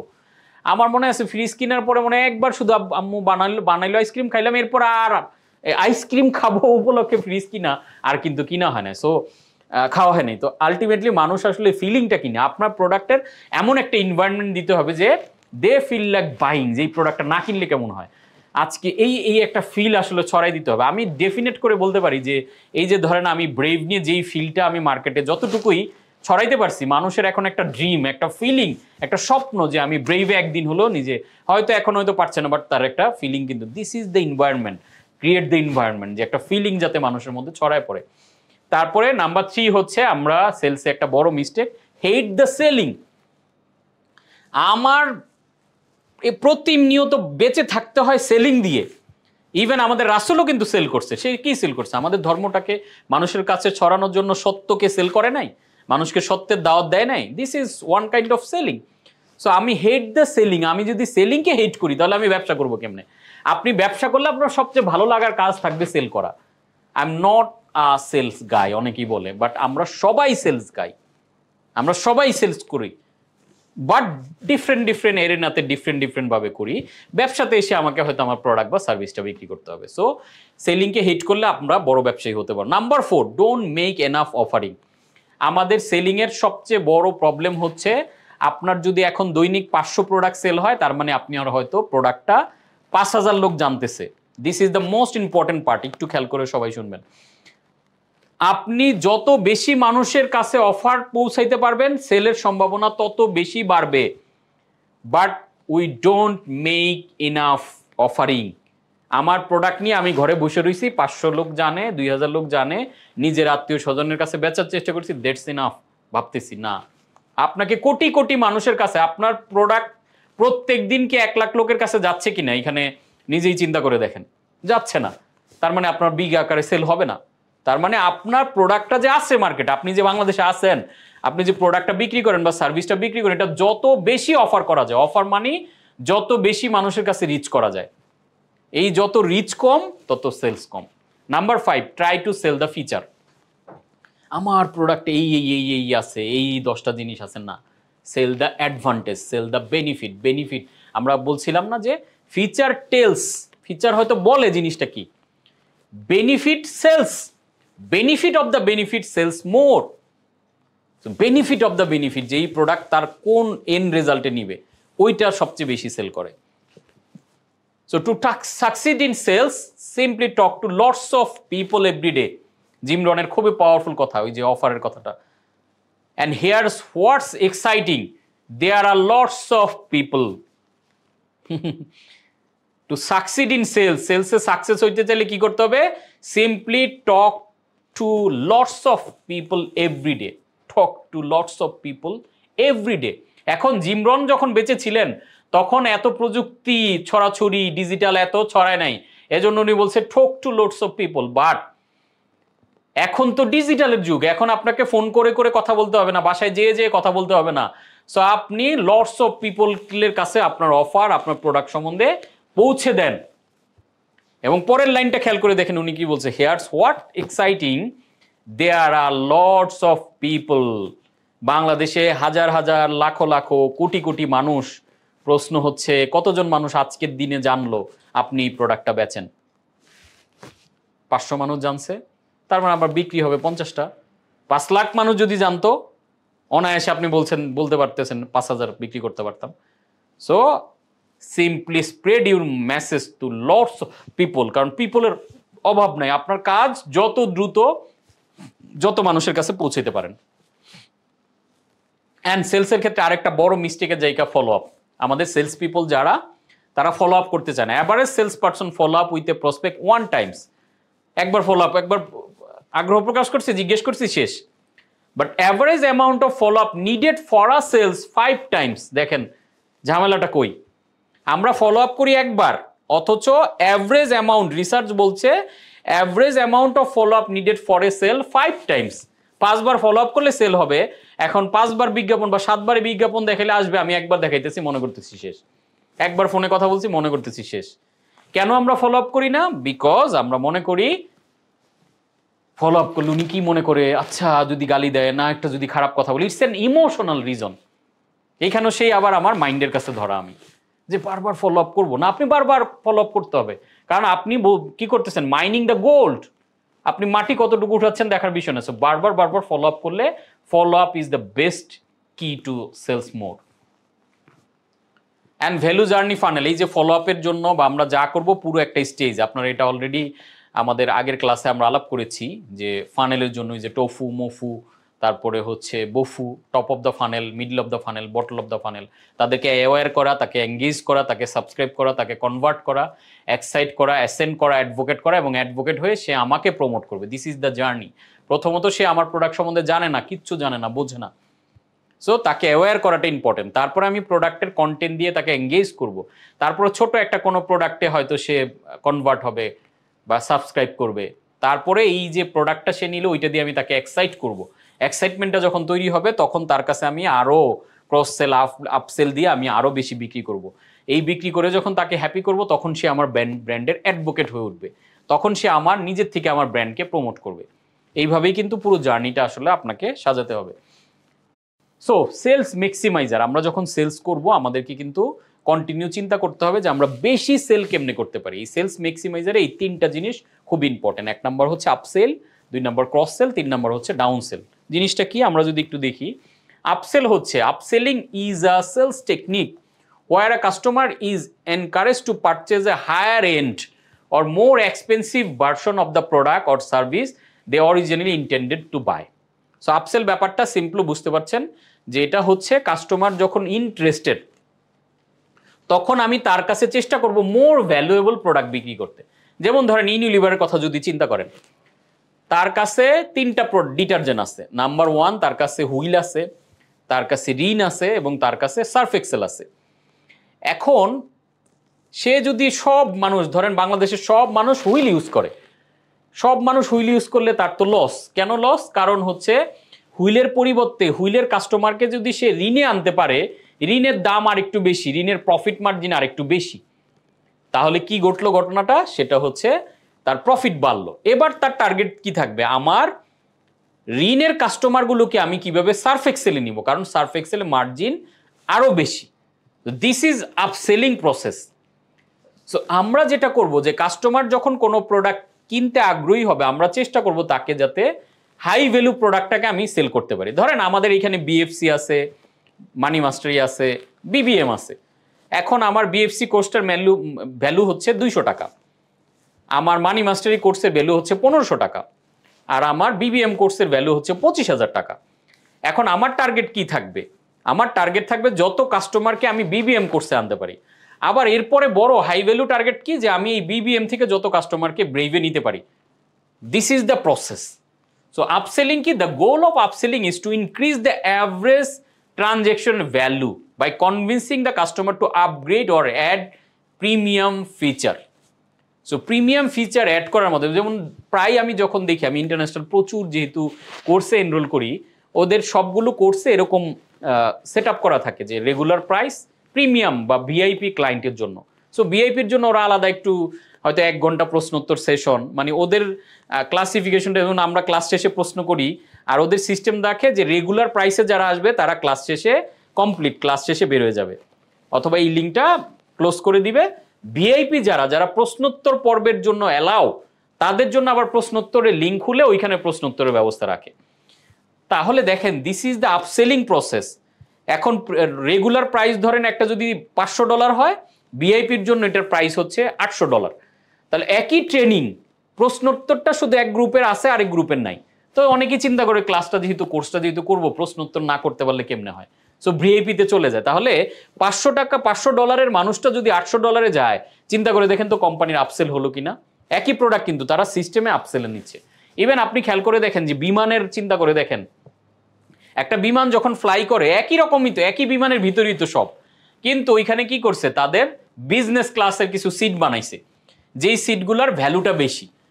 এখন একটু প্রিমিয়াম বুঝাইছে, আপনি ব্যবসায়ী মানুষ, আপনাকে হয়তো আলাদা প্রাইভেট কারে নিয়ে বিমানে দিচ্ছে, বাকি সব সেম, আপনাকে হয়তো একটু আলাদা জুস টুস মানে আলাদা কোনো একটা খাবার দিচ্ছে, দ্যাটস ইট, খুব বেশি কিছু না। একই বিমানে যাতায়াত করছেন, মানে সেম প্লেন সেম জায়গাতে আপনার সিটটা একটু বড় দিছে, সামান্য কিছু ভ্যালু দিয়ে এই বিজনেস ক্লাস থেকে কিন্তু একটা হিউজ পরিমাণে প্রফিট বের করতেছে একই বিমানে। তার মানে আপনাকে আপসেলে নিচ্ছে, মানে একই প্রোডাক্টের প্রিমিয়াম ভার্সন দিয়ে আপনাকে বিমানে ফ্লাই করাচ্ছে, ওইটা দিয়ে কিন্তু একটা হিউজ পরিমাণে প্রফিট জেনারেট করা হচ্ছে। This is আপসেলিং। সো এইখানে যেমন এক্সাম্পল আমরা বলতে পারি suggesting a large or more expensive TV when a customer is looking for smaller one. Customer দোকানে আসছে, সে বলতেছে আমি একটা 32 ইঞ্চি টিভি নিব, তাকে একটু লেকচার দিয়ে যে 32 ইঞ্চি তো এই জিনিস, আপনি দেখেন 32টা তো ভালো হয়, কিন্তু আপনি দেখেন কিনবেনই যখন একটা টিভি মানুষ তো এক যুগের জন্য কিনে 5-10 বছর, তা আপনি কিছু টাকা অ্যাড করে কিন্তু 47 ইঞ্চিটা নিতে পারেন। দেখেন তো কি হইলো, কাস্টমার কিন্তু 32 আসছিল, এবং কিছু দোকানদার এটা খুব দারুণভাবে কনভার্ট করতে পারে। এবং কনভার্ট করায় কি হয়, আলটিমেটলি আপনি যেটা চিন্তা করছেন একটু দামিটা নিয়ে আমরা ফিরি। আপনি হয়তো মোবাইল কিনতে নিয়ে গেছেন 10,000 টাকা বাজেট বা 20,000 টাকা বাজেট, একটু বুঝায় বাঝায় আপনাকে একটু বাজেট বাড়ায় 30-এ নিয়ে গেল, দিস ইজ আপসেল। আপনি হয়তো গাড়ি কিনা চিন্তা করছেন যে হ্যাঁ এই কিনবো, কিন্তু গাড়ির সাথে এটা আলাদা কিছু দিয়ে আরো 5 লাখ টাকা বাড়াই দিল বাজেট। আমরা কিন্তু কারণ আমরা মানুষের মাইন্ড প্রোগ্রামড হচ্ছে মানুষ সবসময় বেস্ট জিনিসটা পেতে চায়, বেস্ট ভ্যালু পেতে চায়, সবচেয়ে হাইয়েস্ট জিনিসটা পেতে চায়, সবচেয়ে প্রিমিয়াম ফিলটা পেতে চায়।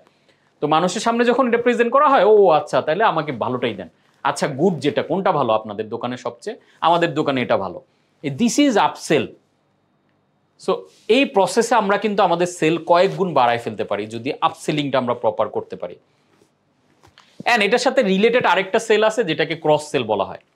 Cross selling involves offering related or complementary product or service to the customer in addition to what they are already purchasing.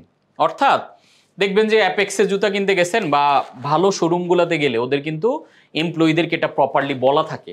তো বললে যেটা হয়, আপনি জুতা কিনে ফেলছেন, আমার এবার মনে আছে যে আমি কি যেন কিনতে গেলাম, আমি এক্সট্রা আরো 10,000 টাকার কেনাকাটা করে ফেললাম অ্যাপেক্সে, কারণ ওদের যে বিক্রয় এত সুন্দর সার্ভিস, মানে ওই যে ফিলিংটা দিল, গুড ফিলিং। আর আমি যখন গুড ফিলিং পাচ্ছিলাম, আমি চাচ্ছিলাম আর একটু পাইতে থাকি। দেখেন অটোমেটিক আমি এগুলো বুঝেও কিন্তু এগুলো থেকে বের হওয়ার সুযোগ নাই, কারণ হিউম্যান নেচার। পৃথিবীর সব মানুষের, অনেকেই বলে স্যার আপনার যে মার্কেটিং এটা কি দেশের বাইরে কাজে লাগাতে পারবো, সারা পৃথিবীতে কাজে লাগাতে পারবো। অল হিউম্যান আর সেম, ব্রেনের ফাংশনালিটি সব মানুষকে সৃষ্টি করতে সেম দিছে, একই ওয়েতে মানুষ গুড ফিল পেতে চায়, মানুষ এমপ্যাথি পছন্দ করে, সব পৃথিবীর সব জায়গায় সব মানুষের জন্য সেম। সো এই যখন গুড ফিলিং পাচ্ছিলাম, ও দিতে দিতে আমাকে আমার শুজ কেনার দরকার নাই, কিনে এলো 9,000 টাকা দিয়ে, ওই দেখা গেল মোজা কিনলাম, এটার সাথে রিলেটেড করে বেল্ট কিনলাম, আবার ম্যাচ করে মানি ব্যাগ 10-15 হাজার 20,000 টাকার উপরে কিনে ফেললাম, হয়তো আমার টার্গেট ছিল 2,000 টাকা কিনবো। This is cross selling. তার মানে মূল প্রোডাক্টটার পাশাপাশি অন্য প্রোডাক্ট, যেমন আমাদের অনেকেই গ্রোথ চ্যালেঞ্জ করতে এসে আমাদের কাস্টমার কেয়ার কথা বলে তাকে দেখা গেলো মানি মাস্টার একটা বিক্রি করে ফেলছে, দিস ইজ মানে ক্রস সেলিং। তার মানে রিলেটেড করে ওই প্রোডাক্টের সাথে আরো কিছু প্রোডাক্টকে বিক্রি করে ফেলা। So the aim is to enhance the customers experience and provide solution for their needs beyond the essential initial purchase. Initial পারচেজের সাথে তাকে আরো কিছু প্রোডাক্ট দিয়ে তাকে একটা হাই ভ্যালু অফার করা। এক্সাম্পল কি, fast food restaurant offering fries and a drink to accompany a burger. যেমন কেএফসির কথা বলেন, ওরা কেএফসির মধ্যে তো চিজটা ভিতরে এমনি দিয়ে রাখতে পারতো, কিন্তু ওরা আলাদা এই চিজটা দিব স্যার, আপনাকে মেয়োনেজ অ্যাড করবেন স্যার, একটু ফ্রেঞ্চ ফ্রাইটা অ্যাড করে দিই বা তাহলে কি হইতেছে, ওভারঅল কম্বিনেশনে কাস্টমারের বার্গারটা খেয়েও গুড ফিল হইতেছে। আপনাকে একটা মজার ইনফরমেশন দেই, আপনাদের যদি এখন আমি প্রশ্ন করি যে বলেন তো এই ম্যাকডোনাল্ডসের মেইন প্রফিট আসে কি থেকে, ম্যাকডোনাল্ডস কি বিক্রি করে, বার্গার বিক্রি করে, তাহলে তাদের প্রফিট কোত্থেকে বেশি আসে? আপনারা নিঃসন্দেহে সবাই একমত হয়ে উত্তর দিবেন যে ম্যাকডোনাল্ডস বার্গার বিক্রি করে এবং বার্গার থেকেই প্রফিট করে। নো, আমি ডেফিনেট করে বলতে পারি ম্যাকডোনাল্ডস বার্গারের চেয়ে প্রফিট করে এই ক্রস সেলিং যেগুলো, সেটা হচ্ছে কোক এবং আদার্স ফ্রাইস এগুলো বিক্রি করে।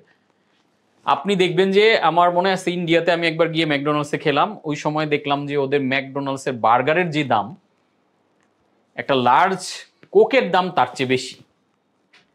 এখন চিন্তা করে দেখেন একটা বার্গার রেডি করতে কতক্ষণ টাইম লাগে। বার্গারে বান দিচ্ছে, এটার সাথে হয়তো ওদের যে মিটের পার্টটা ওইটা অ্যাড করতেছে, রেডি করে আপনাকে দিচ্ছে, ওইটার জন্য একটা পুরো টিম কাজ করতেছে, ওইটার দাম ধরেন 50 রুপি বা 100 রুপি। আর দেখা গেছে যে একটা কোক জাস্ট হচ্ছে ওদের, এবং এই কোকের মধ্যে 50% বরফ, কারণ ওদের মেশিন লাগানো আছে, চাপ দিচ্ছে, কোক পড়তেছে, আপনাকে সার্ভ করে দিচ্ছে। বার্গারের দাম 100 আর কোক হচ্ছে 120 রুপি সে, তাহলে আলটিমেটলি কি দাঁড়াইলো? এবং প্রতিটা বার্গারের সাথে কোক মাস্ট, কোক ছাড়া কোনো বার্গার বিক্রি হইতেছে না। এখন আমরা দেখতেছি ম্যাকডোনাল্ড বিক্রি করে বার্গার, আর ম্যাকডোনাল্ডসের মালিক হয়ে যদি আপনি দেখেন জিনিসটা, আপনি দেখবেন আরে আমার তো প্রফিট কোক থেকে আসে, তাহলে আমি কোককে আরো ফ্রন্টলাইনে মার্কেটিং করি। So this the process. এই ক্রস সেল অনেক সময় হইতে পারে যে মূল প্রোডাক্টের চেয়ে ক্রস সেলে প্রফিট বেশি। সো এইভাবে আমরা মূলত ক্রস সেলটা বাড়াইলে আমাদের প্রফিট বেড়ে যাবে। দেন নাম্বার 3 যেটা, সেটা হচ্ছে ডাউন সেল।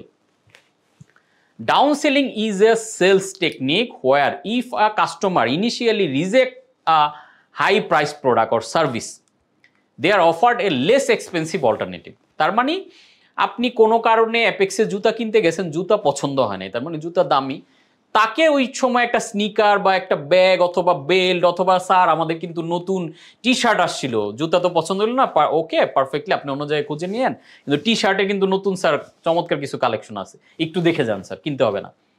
এই যে একটু দেখতে গিয়ে আমি জুতা হয়তো কিনি নাই, টি শার্ট 5টা কিনে চলে আসছি, দিস ইজ ডাউন সেল। তার মানে আমার কোর প্রোডাক্টটা সে ফর একজন আমাদেরকে বিজনেস ব্লুপ্রিন্ট মাস্টার কোর্সের জন্য কল দিয়েছে, এখন সামহাউ কথাবার্তা বলে 25,000 টাকা ভ্যালু এত এত এত ইত্যাদি বলার পরে সামহাউ সে কিনতে চাচ্ছে না, সে বের হয়ে যাবে। তখন আমাদের উচিত কি হবে, স্যার এইটা তো আমাদের একটা হাই ভ্যালু প্রোগ্রাম, সো এই প্রোগ্রামটা আপনি পরে নেন, প্রয়োজনে আমাদের একটা ছোট্ট মানি মাস্টারি কোর্স করে দেখেন 1500 টাকা, অথবা আমাদের একটা বিএফসি বিজনেস, আপনি কি স্যার বিজনেসম্যান? হ্যাঁ আমি বিজনেস করি, তাহলে আমাদের বিজনেস ফান্ডামেন্টাল একটা কোর্স স্যার মাত্র 200 টাকা আপনি করে দেখেন। তাহলে কি হইতেছে যে 25,000 টাকাতে এই মুহূর্তে হয়তো সে কিনলো না, সামহাউ চিন্তা আছে, বাট আমি তাকে একটা ছোট্ট প্রোডাক্ট দিয়ে কিন্তু হুক করিয়ে কাস্টমার বানায় ফেললাম। কাস্টমার বানানোটা খুব বেশি important. So this is down sell, অর্থাৎ ডাউন কথাটার অর্থই হচ্ছে একটু ডাউন, মানে হাই প্রাইস থেকে আমি লো প্রাইস অফার দিয়ে তাকে কানেক্ট করে ফেলা। অ্যাটলিস্ট ওই যে বলছি না, স্ট্রাইক রেট ঠিক রাখতে হবে, আমার দোকানে 100 জন আসলে 80 জন যাতে কিনে ফেরত যায়, দিস ইজ স্ট্রাইক রেট। আমি 100 জনের সাথে কনভার্সন করলে 80 জন যাতে কাস্টমার হয়, এটার জন্য আমার ডাউন সেল খুব হেল্প করে। So example ke offering a basic subscription plan when a customer declines a premium subscription, অথবা একটা হাই ভ্যালু প্রোডাক্ট কিনতে চাচ্ছেন, আমি একটা লো ভ্যালু, আচ্ছা ছোট্ট একটা প্রোডাক্ট স্যার আমাদের থেকে একটা প্রোডাক্ট টেস্ট করে দেখেন, this is down sell. So power principle, তাহলে এই তিনটাকে আমরা কিভাবে কাজ করাবো, একদম সিম্পল। when they interested, তারা যখন প্রোডাক্টটা কিনতে ইন্টারেস্টেড, ট্রাই আপসেল। সে টিভি কিনতে আসছে, তারা আপসেল করে 32-এর জায়গায় 47 দেওয়ার চেষ্টা করেন। সে 10 লাখ টাকার গাড়ি কিনবে, তাকে 12 লাখের গাড়ি বেচার চেষ্টা করেন। সে আপনার কাছ থেকে হয়তো একটা লো ভ্যালু প্রোডাক্ট আনছে, একটু চেষ্টা করেন, কারণ এটা বুঝে গেছেন উনি ইন্টারেস্টেড, এটা কিনবেই মাস্ট, তখন একটু ধাক্কা দিয়ে উপরের জিনিসটা, ঋণ কিনতে আসে তাকে একটু সার্ফ এক্সেল দিয়ে দিতে পারলে লাভ, আইফোন রেগুলারটা কিনতে আসছে তাকে একটু প্রো ম্যাক্সটা দিয়ে দিতে পারলে লাভ, কারণ সে ডিসাইডেড আইফোন কিনবে। এবং এই টেকনিকগুলো যদি আপনারা প্রপারলি ইউজ করেন, এটা যদি আপনাদের ফিজিক্যাল হয় ডিজিটাল হয়, এটা আপনারা কিন্তু সব জায়গাতে ইউজ করতে পারেন, শুধুমাত্র ফিজিক্যাল না, ডিজিটালে আপনি কিন্তু আপনার ওয়েবসাইট এটা করতে পারেন। আপনি ওয়েবসাইটে ধরেন একটা কাস্টমার যখন প্রোডাক্ট কেনার জন্য পারচেজে যায়, নিচ দিয়ে আপনি লিখবেন ফ্রিকোয়েন্টলি বট টুগেদার, তার মানে ওই প্রোডাক্টের সাথে রিলেটেড আরেকটা প্রোডাক্ট আপনি দিয়ে রাখছেন। একটা প্রোডাক্ট যখন এই কাস্টমার পারচেস করে ফেলতেছে থ্যাংক ইউ পেজে, এই যে এবার যেমন আমরা যেটা করেছিলাম আমাদের গ্রোথ চ্যালেঞ্জের সময়, গ্রোথ চ্যালেঞ্জে ব্যাচ 2-তে যারা রেজিস্ট্রেশন করেছে, রেজিস্ট্রেশন করা শেষ হলে তাকে একটা থ্যাংক ইউ দেখায় না, তা আমি আর থ্যাংক ইউ শুধু শুধু দেখালাম কি, তাকে থ্যাঙ্কস দিয়ে বলেছি যে আমাদের একটা মানি মাস্টারি ক্যাম্পেইন চলতেছে, এই মুহূর্তে আপনি অর্ডার করলে একটা অফার পাচ্ছেন। কি অফার? আপনি অল্প প্রাইসে কোর্সটা এনরোল করতে পারতেছেন। তাহলে এটা কিন্তু স্পেশালি সে কিনে চলে যাচ্ছিল, তাকে রিলেটেড একটা প্রোডাক্ট দিয়ে দিলাম, this is call cross sell. আবার আপসেল করার সুযোগ কি আছে, সে যখন এই প্রোডাক্টটা কার্টে অ্যাড করে চেক আউটে যাচ্ছে, চেক আউট বক্সের ওইখানে, যেমন ধরেন আপনি কেএফসিতে যদি কিনেন অনলাইনে, আপনি যদি পিজা হাটে অনলাইনে পিজা অর্ডার করেন, আপনি দেখবেন যে রিলেটেড করে নিচে প্রোডাক্ট দেখাচ্ছে, মানে একটা ক্লিক দিলেই অন্য প্রোডাক্টটা নিতে পারেন চাইলে। আবার আপনি যখন একটা প্রোডাক্ট পিজা দেখতেছেন 1200 টাকা দামের বা 800 টাকা দামে, আপনাকে বড়টায় দেখাচ্ছে যেটা অফার আছে 1600, এর মধ্যে 200-1400 টাকা আপনি পাচ্ছেন, তাহলে এত বড়টা রেখে আপনি ছোটটা কেন নেবেন? This is upselling process in digital way. তো আপনি ডিজিটালও কিন্তু upsell, cross sell, down sell এগুলো আপনাকে দারুণভাবে ফিজিক্যালি তো মাস্ট বি করা যাবে। তাহলে পাওয়ার প্রিন্সিপালটা কি? When they interested try upsell, when they buy go for cross sell, when they don't buy go for down sell. এটা সবসময় মাথায় রাখবেন। তারা কেনার জন্য রেডি, তাকে একটু বাড়াই দিতে পারলে আপনি বেশি ভ্যালু পেয়ে গেলেন, এবং কিনে ফেলছে বাড়ায় দেওয়ার পরে, তখন তাকে ক্রস সেল অফার করবেন, রিলেটেড বা তার ওই প্রোডাক্টের কাছাকাছি অন্য একটা প্রোডাক্ট। আর যখন সে কিনতে রাজি না তখন ডাউন সেল, স্যার এক কাজ করেন একটা প্রোডাক্ট, ছোট্ট একটা প্রোডাক্ট আমাদের কিনে নিয়ে যান। This is the power principal.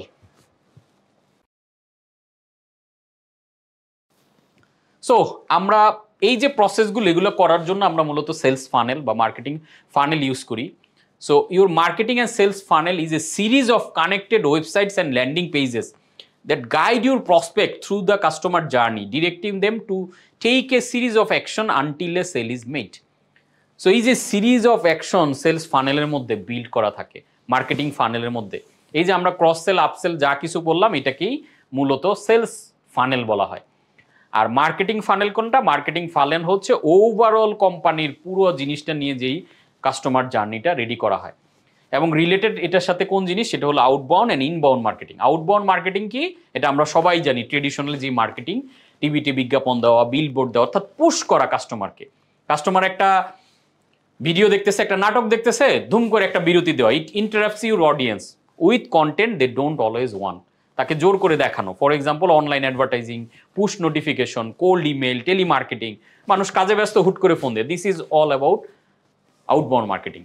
ইনবাউন্ডে কি হয়? ইনবাউন্ড নিয়ে আমরা আগের ক্লাসেও কথা বলেছি। It is a business methodology that attracts customer by creating valuable content for solving their problems and experience tailored to them.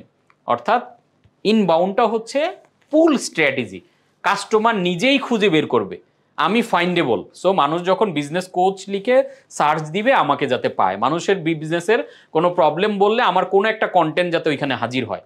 So বিজনেসের অনেক প্রবলেম, অনেক সমাধানের জন্য আমরা কিন্তু অনলাইনে সার্চ করি। তো ওই সার্চ করলে আমাকে যদি পায়, মানুষ অটোমেটিক্যালি আমার সিস্টেমে অ্যাড হবে। ঠিক একইভাবে আপনার যে প্রোডাক্ট বা সার্ভিস আছে এইটা নিয়ে কি কি সার্চ করে মানুষ গুগলে, ইউটিউবে, ফেসবুকে, ওই সার্চগুলো কি সার্চ করার পরে কি আপনার ওয়েবসাইট, আপনার কোনো কন্টেন্ট, আপনার পেজ তার সামনে আসে? যদি আসে তাহলে আপনার ইনবাউন্ড মার্কেটিং হইতেছে। যদি না আসে তার মানে আপনি শুধুমাত্র আউটবাউন্ড মার্কেটিং করতেছেন, আপনার কোনো ইনবাউন্ড মার্কেটিং এর ফরম্যাট রেডি করা হয় নাই। সো ইনবাউন্ড মার্কেটিং যদি করেন তাহলে আপনার ফিক্সড থাকবে, আদারওয়াইজ আউটবাউন্ডের উপর নির্ভর করলে শুধু ফেমিনিন হবে। Why inbound marketing?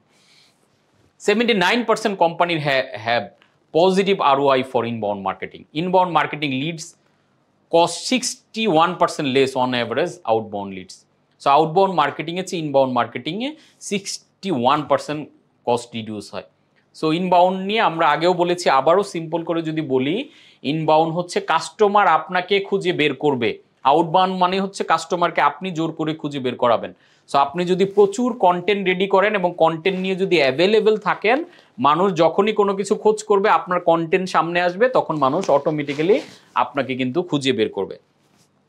So feast and famine জিনিসটা এর আগেও বলেছিলাম, আবারও শেয়ার করছি।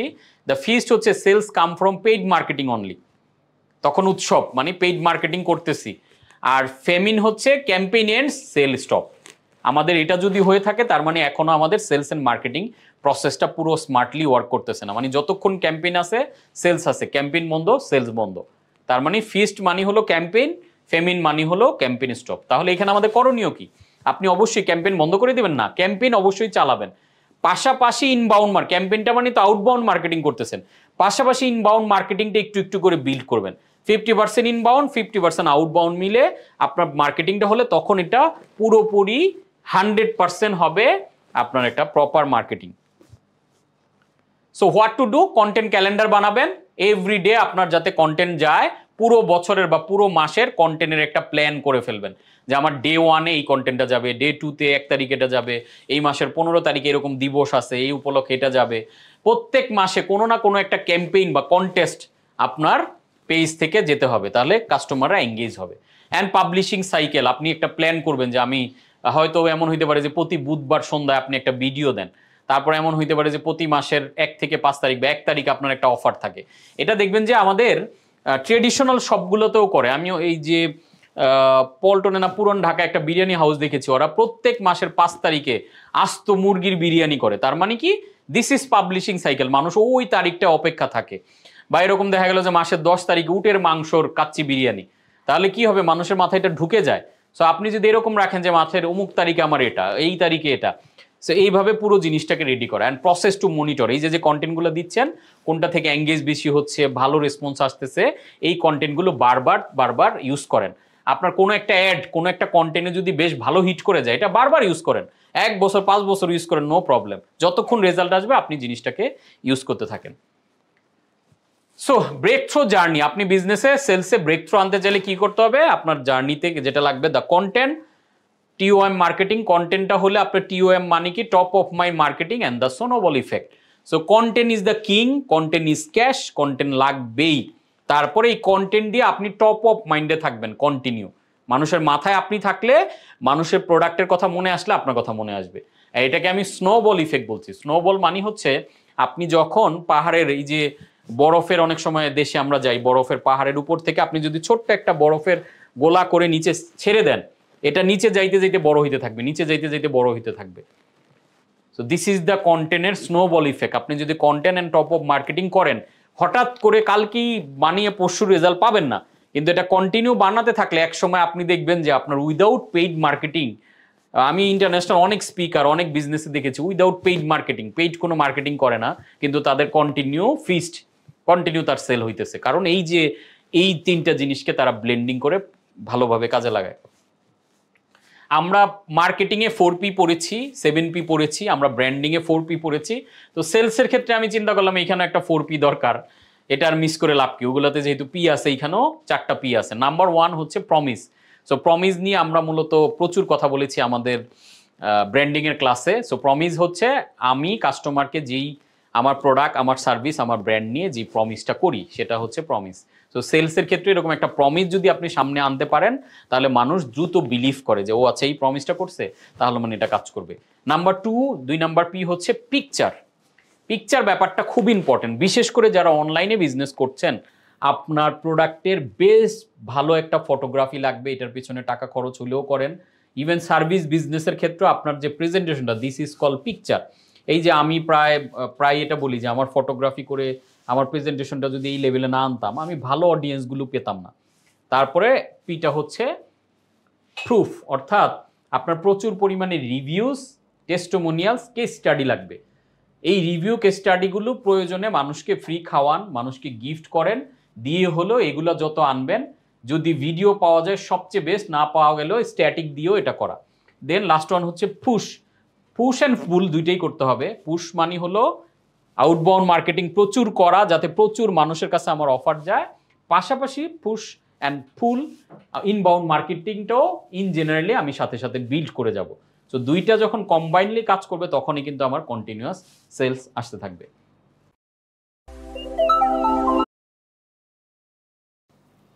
সো আমরা মোটামুটি শেষ দিকে চলে আসছি।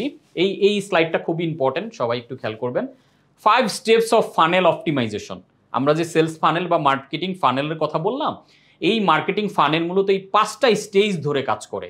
এবং আমিও যে মার্কেটিং ফানেল নিজে ব্যবহার করি, আমার এই মার্কেটিং ফানেল মূলত এইভাবে অপটিমাইজ করা। নাম্বার 1 হচ্ছে অফার আ লিড ম্যাগনেট। লিড ম্যাগনেট কি? লিড ম্যাগনেট হচ্ছে, ধরেন আমি আপনাকে হুট করে যদি বলি, রাস্তায় আপনার সাথে দেখা, এই ভাই আমার কাছ থেকে প্রোডাক্ট কিনবেন, আপনি কিন্তু কিনতে চাবেন না। অচেনা মানুষ, একটা মানুষের সাথে দেখা হলে আমি একটা কিছু অফার করলে আমি কিন্তু রিসিভ করব না। আমরা তখনই একজনের কাছ থেকে একটা প্রোডাক্ট রিসিভ করি বা কি বলে কিনতে চাই, যখন ওই মানুষটাকে আমি ট্রাস্ট করি, ওই মানুষটাকে আমি চিনি। তাহলে ট্রাস্টটা গ্রো করার জন্য হচ্ছে লিড ম্যাগনেট। লিড ম্যাগনেট মানে হচ্ছে, লিড হচ্ছে কাস্টমারের ডেটাটা যেটা আপনাকে দিচ্ছে, আর ম্যাগনেট হচ্ছে একটা চুম্বকের মতো। তার মানে আপনি একটা অফার, একটা প্রোডাক্টটাকে অফার করছেন, বিনিময়ে তার নাম্বার বা ইমেইল অ্যাড্রেসটা আপনি তার কাছ থেকে নিচ্ছেন। দিস ইজ কল, সিম্পলিফাই করে আমি বললাম, এটার ডিটেইল আরও অনেক আলোচনা ইটসেলফ, এটার উপরে লিড ম্যাগনেটের উপরে আমার আলাদা 4 ঘন্টা ক্লাস আছে। সো সিম্পল কি, তাকে একটা ভ্যালু দেওয়া ফ্রিতে, হইতে পারে একটা পিডিএফ, একটা ওয়েবিনার, অথবা ছোট্ট একটা প্রোডাক্ট গিফট, একটা বই, যে কোনো কিছু, হোয়াট এভার আপনার বিজনেসের সাথে, আপনার প্রোডাক্টের সাথে এটা রিলিভেন্ট। তাহলে কি হবে, আমরা প্রচুর গিফট পেতে পছন্দ করি, আমরা ফ্রি জিনিস সবাই পেতে পছন্দ করি। সো যখন আপনি জিনিসটাকে ফ্রি দিবেন, তখন প্রচুর লোক আপনার সাইটে আসবে বা আপনার সিস্টেমে আসবে, তারা আপনার সাথে কানেক্ট হবে। কানেক্ট হলে কি হলো, তার ডেটাটা আপনি পেয়ে গেলেন, এবং তাকে একটা ভ্যালু দেওয়ার কারণে সে আপনাকে কিন্তু বিলিভ করবে অন্য যে কারোর তুলনায়, যে না, লোকটা এই একটা অফার দিয়েছে বা এই ব্র্যান্ডটা এই অফারটা দিছে, এটা একটা ভালো প্রোডাক্ট, ভালো। এবার লিডে কি হলো, আপনি ফ্রি দিলেন, সে ফ্রি পেয়ে চলে গেল, ফ্রি প্রোডাক্ট পাইলো, ভ্যালুটা ফ্রি পাইলো। আর স্টেপ নাম্বার 2তে এটা আর ফ্রি দিবেন, এটা হচ্ছে ট্রিগার উইথ টিনি সেলস, এবং এটাকে আমি নাম দিয়েছি আমার মতো করে ওএসও। ওএসও মানে অনবোর্ডিং সেলস অফার। তার মানে তাকে আমি লিড দিয়েছি ফ্রি, লিড ম্যাগনেটটা ছিল ফ্রি, আর এবার একটা ছোট্ট প্রোডাক্ট আমি অফার করতেছি যাতে সে আমার কাস্টমার হয়। হতে পারে 50 টাকার, 100 টাকার বা 200 টাকার একটা প্রোডাক্ট, এটাও একটা ভ্যালু দিব যথেষ্ট। ছোট্ট প্রোডাক্ট, ওএসও, অনবোর্ডিং সেলস অফার, মানে তাকে আমি অনবোর্ড করছি আমার সিস্টেমের সাথে। অ্যান্ড এই দুইটা পার্ট যখন complete, in the meantime সে কিন্তু আপনার কাস্টমার হয়ে গেছে, তার সাথে আপনার একটা কানেকশন তৈরি হয়েছে। তারপরে প্রেজেন্ট দ্য কোর প্রোডাক্ট, এই দুইটা পার্টকে আপনি এক্সট্রা অলঙ্করণের জন্য রেখেছেন। এই দুইটা পার্ট করে এবার মেইনলি তার কাছে আপনি কোর প্রোডাক্টটা বিক্রি করবেন। সো কোর প্রোডাক্টটা বিক্রির জন্য আগের দুইটা পার্টে আপনি তার সাথে একটা র্যাপো অ্যান্ড ট্রাস্ট বিল্ড করে ফেললেন। এবার আপনি বলবেন যে আমাদের এরকম একটা প্রোডাক্ট আছে, আপনি তাকে অফার করলে সে দেখবেন তা আপনার কাছ থেকে লুফে নিতে ইচ্ছুক হবে। দেন যখন ওই প্রোডাক্টটা কিনবে তখন add a profit maximiser. Profit maximiser কি? ওই যে আমরা এতক্ষণ বললাম upsell, cross sell, down sell, এগুলোর পাশাপাশি আমরা কি করব, ওটিও 1, ওটিও 2, ওটিও 3। ওটিও মানে কি? One time offer. সো একটা কাস্টমার আপনার কাছ থেকে যখন একটা প্রোডাক্ট কিনতেছে, ওই সময় যে আপনি এখন যেহেতু এই প্রোডাক্টটা কিনলেন, এখন আপনি চাইলে অন্য একটা প্রোডাক্ট কিনলে আমি আরেকটা প্রোডাক্টে আপনাকে একটা ডিসকাউন্ট দিয়ে দিব, বা আপনার ওয়ান টাইম একটা অফার, মানে এই অফারটা শুধুমাত্র ওই কিনার কারণেই পাচ্ছে। This is call OTO, one time offer. And number 5, architect retention part, যেটাকে আমি বলছি কন্টিনিউটি প্রোগ্রাম। তার মানে কি? তার মানে হচ্ছে একটা কাস্টমার যাতে কন্টিনিউ আপনার সাথে কানেক্ট হয়। একটা প্রোডাক্ট কিনে চলে গেলে তো আর লাভ নাই সারা জীবনের জন্য। সো তার জন্য এমন কোনো কিছু করা যায় কিনা, সাবস্ক্রিপশন বেস বা কোনোভাবে কানেক্ট রেখে, যেতে সে কন্টিনিউ আপনার কাছ থেকে প্রোডাক্ট কিনে। So this is the whole sales funnel. আমি যদি এবার আমারটা একটু ব্যাখ্যা করি, দেখেন আমি এখনো প্রপার সেলস ফানেল, এটা আমার জানুয়ারি থেকে শুরু হবে প্রপার, বাট যতটুকুই আমাদের আছে এইটা আমি যদি জার্নিটা শেয়ার করি, আমাদের এখানে যারা 199 টাকায় বিএফসি কোর্সটা করেছেন তারা এটা পেয়েছেন আপনারা মূলত অনবোর্ডিং সেলস অফার, ওএসও। এটা ছিল আমার ওএসও। তার মানে এই প্রোডাক্টটা যদি আমি 199 টাকা না দিতাম, অনেকেই এটাকে ট্রাই করতো না। ইটসেলফ আমার এখনো লিড ম্যাগনেটটা ওইভাবে প্রপার নাই, মানে ফ্রি কোনো কিছু আমি এখনো দিচ্ছি না। বাট আমার লিড ম্যাগনেট হিসেবে কোনটা কাজ করতেছে মার্কেটে? আমার লিড ম্যাগনেট হিসেবে কাজ করতেছে আমার বইটা, যেহেতু এটা রকমারি প্রকাশনী, তারা বিক্রি করে, আমার কোনো মার্কেটিং বা কিছু করা লাগে না ওইভাবে। তো তারা এটা ডিস্ট্রিবিউট করে, এভরিথিং সব করে। ওই বইটা যারা পড়ে অটোমেটিক্যালি কিন্তু তারা আমার প্রতি একটা গুড ফিলিং তৈরি হয়, যে না বইটা তো ভালো ইনফরমেশন দিয়েছে, লোকটার সাথে পরিচয় হলে বা তার কোনো কিছুতে জয়েন করলে মানে আরো কিছু শিখতে পারবো। সো এইটা ওয়ান কাইন্ড অফ আমার জন্য লিড ম্যাগনেট হিসেবে কাজ করে। এই অডিয়েন্সটা আমাকে খুঁজে বের করে, সোশ্যাল মিডিয়ায় হোক, আমার ওয়েবসাইট ঢুকে হোক। তখন এসে যখন তারা 199 টাকার ওএসওটা পায়, ওয়ান টাইম সেলস অফারটা পায়, তখন কিন্তু তারা ও আচ্ছা 199 কিনে ফেলি। দেখেন 199 টাকার একটা প্রোডাক্ট কিনতে মানুষ এত লজিক্যালি ভাবে না, মানুষ চিন্তা করে কিনে ফেলি। উনি যখনই কিনে ফেলে, আমি কিন্তু ওই প্রোডাক্টটাতে অনেক হাই ভ্যালু দিই। আপনারা জানেন প্রায় 3 ঘন্টা ক্লাস করি, আরো 2 ঘন্টা প্রশ্নোত্তর চালাই, 4-5 ঘন্টা লম্বা সময় আমি কাটাই, এবং আমি একটা সর্বোচ্চ ভ্যালু দিই। যতটুকু ভ্যালু দিই ওই প্রোডাক্টটা আমি কমপক্ষে 1000 টাকা 1500 টাকা বিক্রি করতে পারি। কিন্তু আমি কেন করছি না? বিকজ অফ আমি যদি ওইটা 1500 বিক্রি করি, ওইটা তো আমার কোর প্রোডাক্ট না, ওইটা আমার ওএসও দিয়ে তো আমি কোম্পানিতে লাভ ঢুকাবো না। ওএসও দিয়ে আমি কানেক্ট করব, বেশি মানুষের কাছে রিচ করব। এইখানে আমি বলতে পারি ডেফিনেট করে, আপনারা এখনো এই ক্লাসে অনেকেই আছেন যারা শুধুমাত্র আমার এই ওএসওর কারণে এখন আমার বিবিএম আছেন। কারণ আপনি যখন দেখছেন যে ওইটা ভালো লাগছে, প্রোডাক্টটা বেটার, এত অল্প টাকা এত সুন্দর ভ্যালু দিছে, তার মানে মূল আয়োজনটা আরো ভালো হবে। দেন আমি তাদের কাছে, আমার কিন্তু এই যে বিবিএম, এই বিবিএম এর প্রোডাক্টের কথা কিন্তু আমি কখনো বাইরের কেউ জানে না, আমি বাইরে কখনো বিজ্ঞাপনও চালাই না। এটা যারা আমার ওএসও নিয়েছে, যারা বিএফসি করে অথবা গ্রোথ চ্যালেঞ্জ করে, তাদের কাছে আমি বিবিএম অফার করি। খেয়াল করে দেখেন এই যে জার্নিটা। এবার বিবিএম যারা করে তারা কিন্তু আমার প্রফিট ম্যাক্সিমাইজার, ওটিও 1-2 এগুলো নাই, আমার একটা হাই ভ্যালু প্রোডাক্ট আছে। এই হাই ভ্যালু প্রোডাক্টটা কি? ব্রেভ। সো তারা যখন এই জার্নিগুলো আমার সাথে করে আসে, তারা দেখে বাহ বইটা পড়লাম ভাল লাগছে, শর্ট কোর্সটা ভাল লাগছে, গ্রোথ চ্যালেঞ্জটা করলাম ভাল লাগছে, আবার বিবিএমটা ভাল লাগছে, ওকে তাহলে ব্রেভ বলতেছে, তার মানে ভালো হবে। অটোমেটিক্যালি আমার ব্রেভে কনভার্ট হয়ে যায় এই জার্নি থ্রুতে। সো আপনাদেরকে মোটামুটি আমার জার্নিটা আমি বলে দিলাম। আই হোপ এখন ক্লিয়ার যে আমি কোন জার্নির মাধ্যমে এত হাই ভ্যালু প্রোডাক্ট বিক্রি করি। এখন আমাদের প্রবলেম, আপনাদের প্রবলেম কোন জায়গায় হয়, আপনারা এই প্রোডাক্টগুলো ডিরেক্ট বিক্রি করতে চান কোল্ড অডিয়েন্সের কাছে, যারা আপনাকে চিনে না তার কাছে আপনি চান আপনার প্রোডাক্ট বিক্রি করতে। সো এই জন্য একটা প্রপার ফানেল, হ্যাঁ এই ফানেল কি আজকে ক্লাস করাই দিলাম কালকে বানাইতে পারবেন না, এটা বসে বসে বসে বসে আপনাকে বানাইতে হবে যে আমি কাস্টমারকে কি ফ্রি দিব, কোন জিনিসটা আমি অল্প দামে বিক্রি করব, তারপরে আমার মূল প্রোডাক্ট কোনটা আমি লাভ করব, তারপরে আমি হাই ভ্যালু বা প্রফিট ম্যাক্সিমাইজার হিসেবে কোন জিনিসগুলো অ্যাড করব। দেন এটা কমপ্লিটের পরে যে আর্কিটেক্ট দ্য রিটেনশন পাথ, এখন আমি আবার কি করছি, ব্রেভের যারা পার্টিসিপেন্ট তাদের জন্য আমি আবার একটা বেশ ভালো ধরনের প্রোগ্রাম আয়োজন করতেছি, যেটা হবে লাইফ লং প্রোগ্রাম, অর্থাৎ এটা ইয়ারলি চার্জ বেসড হবে। এই মানুষগুলো কন্টিনিউ যাতে আমার কোচিংয়ে থাকতে পারে, কারণ ব্রেভ করার পরেও তো তার বিজনেসে কন্টিনিউ বিভিন্ন চ্যালেঞ্জ বিভিন্ন প্রবলেমে আমার সাপোর্ট দরকার হবে। This is the retention path, আমার কন্টিনিউটি প্রোগ্রাম, যাতে আমার সাথে লাইফ লং থেকে তার ব্যবসাগুলো গ্রো করতে পারে। সো এই যে পুরো জার্নিটা আমি বললাম, এবার খেয়াল করে দেখেন তো, আমি যদি এই ফানেল স্টেজগুলো আমি ফলো না করি, আমি ডিরেক্ট বিক্ষিপ্ত বিএফসি বেচতেছি, মানি মাস্টারি বেচতেছি, বিবিএম বেচতে চাইতেছি, দেখেন তো আমার এইভাবে জিনিসটা অর্গানাইজ হতো কিনা।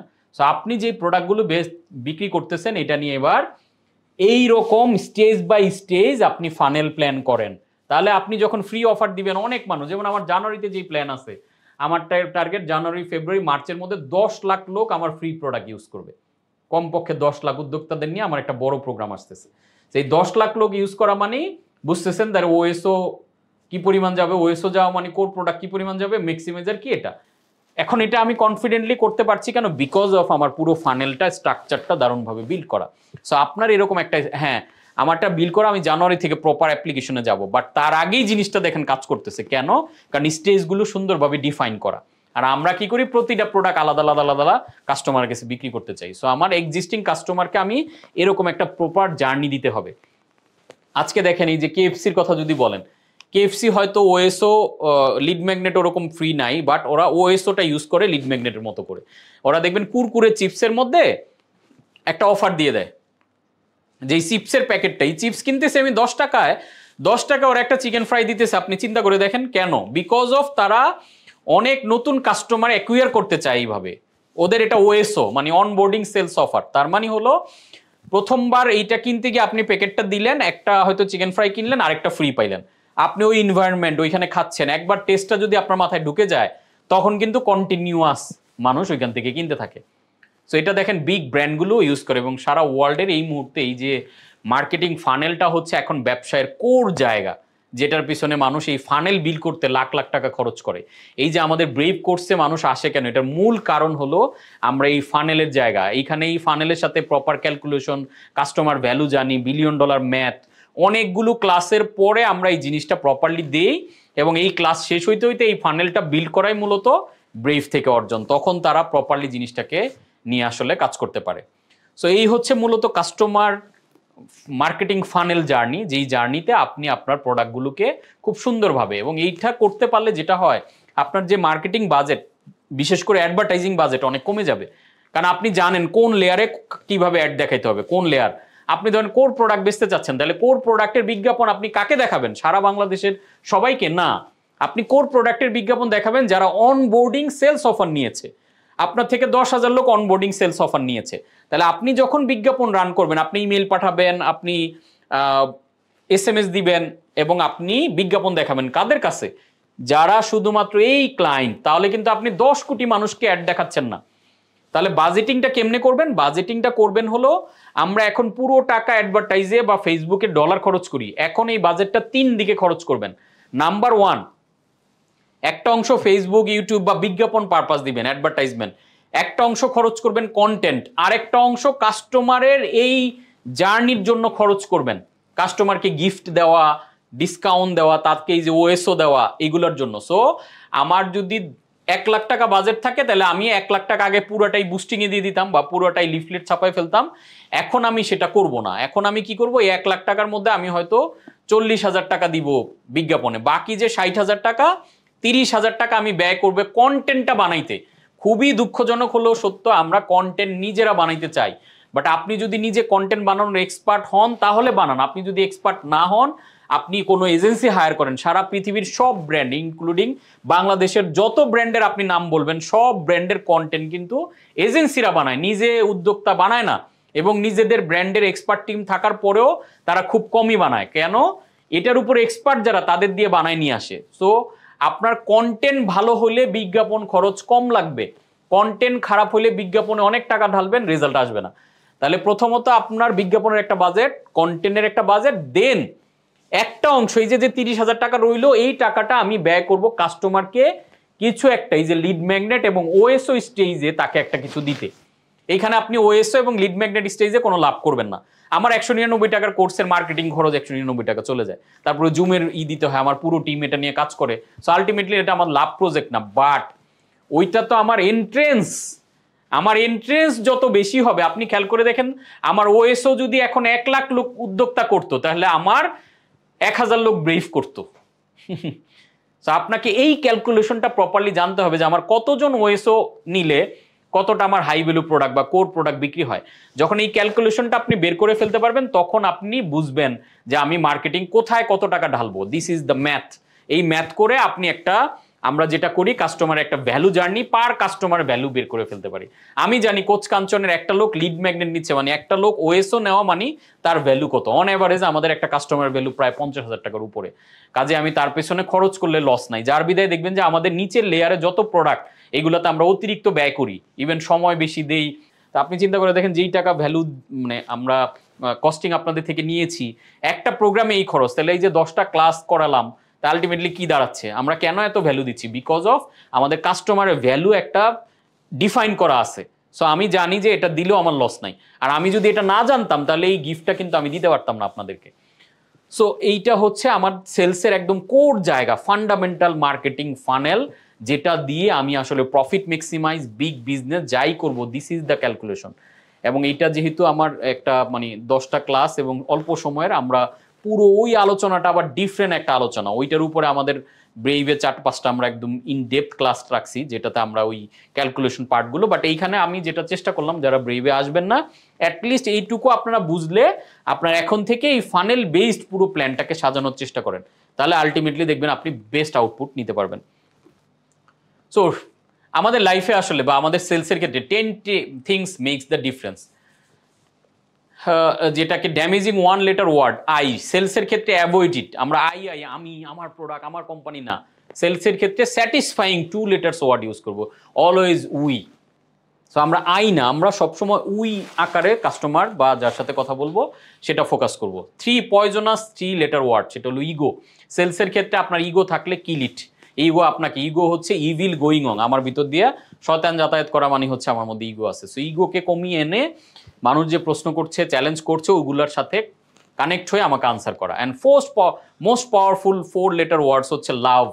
আমার সেলস যে করব আমি ভালো করতে গেলে আমার এইটার প্রতি ভালোবাসাটা important, value it. And number 5 pleasing 5 letter words হচ্ছে স্মাইল, যেটা বলছিলাম যে হাসতে না জানলে তাদের দোকান খোলা। সেলস করতে গেলে আপনাকে হাসিটা সবসময় মুখের কোনায় রাখতে হবে। Number 6 fastest spreading 6 letter word হচ্ছে রিউমার। সেলসের ক্ষেত্রে অনেক রিউমার ছড়াবে, ইগনোর ইট। অনেকে অনেক কথা বলবে, ওগুলোতে মনোযোগ না দিয়ে আপনি আপনার কাজটা করে যাবেন। নাম্বার 7 ইনভায়াবল 7 লেটার ওয়ার্ডস হচ্ছে সাকসেস। সেলসে আসলে আমরা যেটা চাই আলটিমেট সাকসেস, এটাকে অ্যাচিভ করার জন্য আমরা কাজ করবো, achieve it. Number 8 nefarious 8 letters word হচ্ছে জিলাস। আমরা সেলসেও কম্পিটিটর অনেক ভালো করে ফেলছে, অমুক করে ফেলছে, এই জিলাসিতে যাতে আমার কোনো ক্ষতি, আমি কোনো ভুল ডিসিশন যাতে না নিই, distance it. And number 9 life changing 9 letters word হচ্ছে এক্সিকিউশন। আমরা অনেক কিছু জানলাম, শুনলাম, শুরুতেও যেটা বলছিলাম, এক্সিকিউশনটা হচ্ছে লাইফ চেঞ্জিং। ডু ইট, যেটা শিখছেন, যেটা ভালো মনে করছেন, apply. Number 10 most essential 10 letters word হচ্ছে কনফিডেন্স, মেনটেন ইট। আপনার এবং কনফিডেন্স কোত্থেকে আসে? কম্পিটেন্সি থেকে। আমাদের কম্পিটেন্সি থাকলে আমাদের কনফিডেন্স থাকবে, অ্যান্ড এই কনফিডেন্সটা অলওয়েজ মেনটেন করতে হবে। সো আমাদের বড় হতে গেলে একটা স্ট্রং গোল থাকাটা ইম্পর্টেন্ট। দেখেন আব্রাহাম লিঙ্কন কি বলেছিল? I don't want to go to the hell, I don't want to go to the heaven, I want to go to White House. এই যে ওয়ান অ্যান্ড অনলি টার্গেটটা ছিল, বিধায় কিন্তু সে তার লাইফে ওই গন্তব্যে একদম এত রুট থেকে উঠে এত উচ্চতায় কিন্তু যেতে পারছে। ঠিক একইভাবে আমাদের সেলসে যখন আমরা কাজ করব বা কোম্পানির সেলস নিয়ে চিন্তা করব, আমরাও ঠিক এইভাবে একটা কথা বলবো যে I want to be the history making sales champion. আমরা হিস্ট্রি ব্রেকিং সেলস করে, এই যে বাংলাদেশে ধরেন আমি 3 লাখ টাকার কোর্স বেচে হিস্ট্রি ব্রেকিং, আমার কম্পিটিটররা মাথা টাথা নষ্ট, বিভিন্নভাবে খোঁজ নিচ্ছে, ব্রেইভের পার্টিসিপেন্টদের ফোন দিচ্ছে, টাকা খরচ করতেছে যে দেখি ওনার কন্টেন্ট উনি কি এমন দিচ্ছে, মাথা নষ্ট। This is the history making sales. So আপনি এরকম হিস্ট্রি মেকিং সেলস চ্যাম্পিয়ন হওয়ার জন্য চেষ্টা করেন। অ্যান্ড সর্বশেষ যে জিনিসটা বলবো সেটা হলো perseverance is the key. Wait until your inner butterfly grows. আপনি কন্টিনিউ চেষ্টা করে যান, আপনার মধ্যে ইনার বাটারফ্লাই, আপনি ওড়ার একটা শক্তি একটা সময় পাবেন, আপনার বিজনেসটাও এক সময় এই বাটারফ্লাই হয়ে উঠবে, একটা ফ্লাই করবে। কিন্তু তার আগে ধৈর্য, সব স্কিল প্রয়োগ করার পরও আপনাকে একটা ধৈর্যের পরীক্ষা কিন্তু দিতে হবে। রাতারাতি কোনো কিছু হয় না। আমাকে রাতারাতি সফল হওয়ার জন্য 17 বছর জাস্ট চেষ্টা করা লাগছে, মাত্র 17 বছর চেষ্টা করে রাতারাতি সফলতা পেয়েছি। এখন আমাকে যারা দেখছে তারা আমার রাতারাতি সফলতা দেখছে, বাট আমার এই যে 15-16 বছরের কষ্টটা কিন্তু দেখছে না। সো সেম অ্যাজ আপনি হয়তো কষ্টটা করছেন, আপনারটা আপনি দেখতেছেন, কিন্তু বাইরের মানুষ শুধু সফলতা দেখবে। সো ধৈর্যটা যাতে আমাদের থাকে। সো এইখানেই যে ক্যাটারপিলারের একটা এক্সাম্পল আমি দিয়েছি যে কিভাবে, দেখেন ছোট্ট একটা ভিডিও আমরা দেখি যে কিভাবে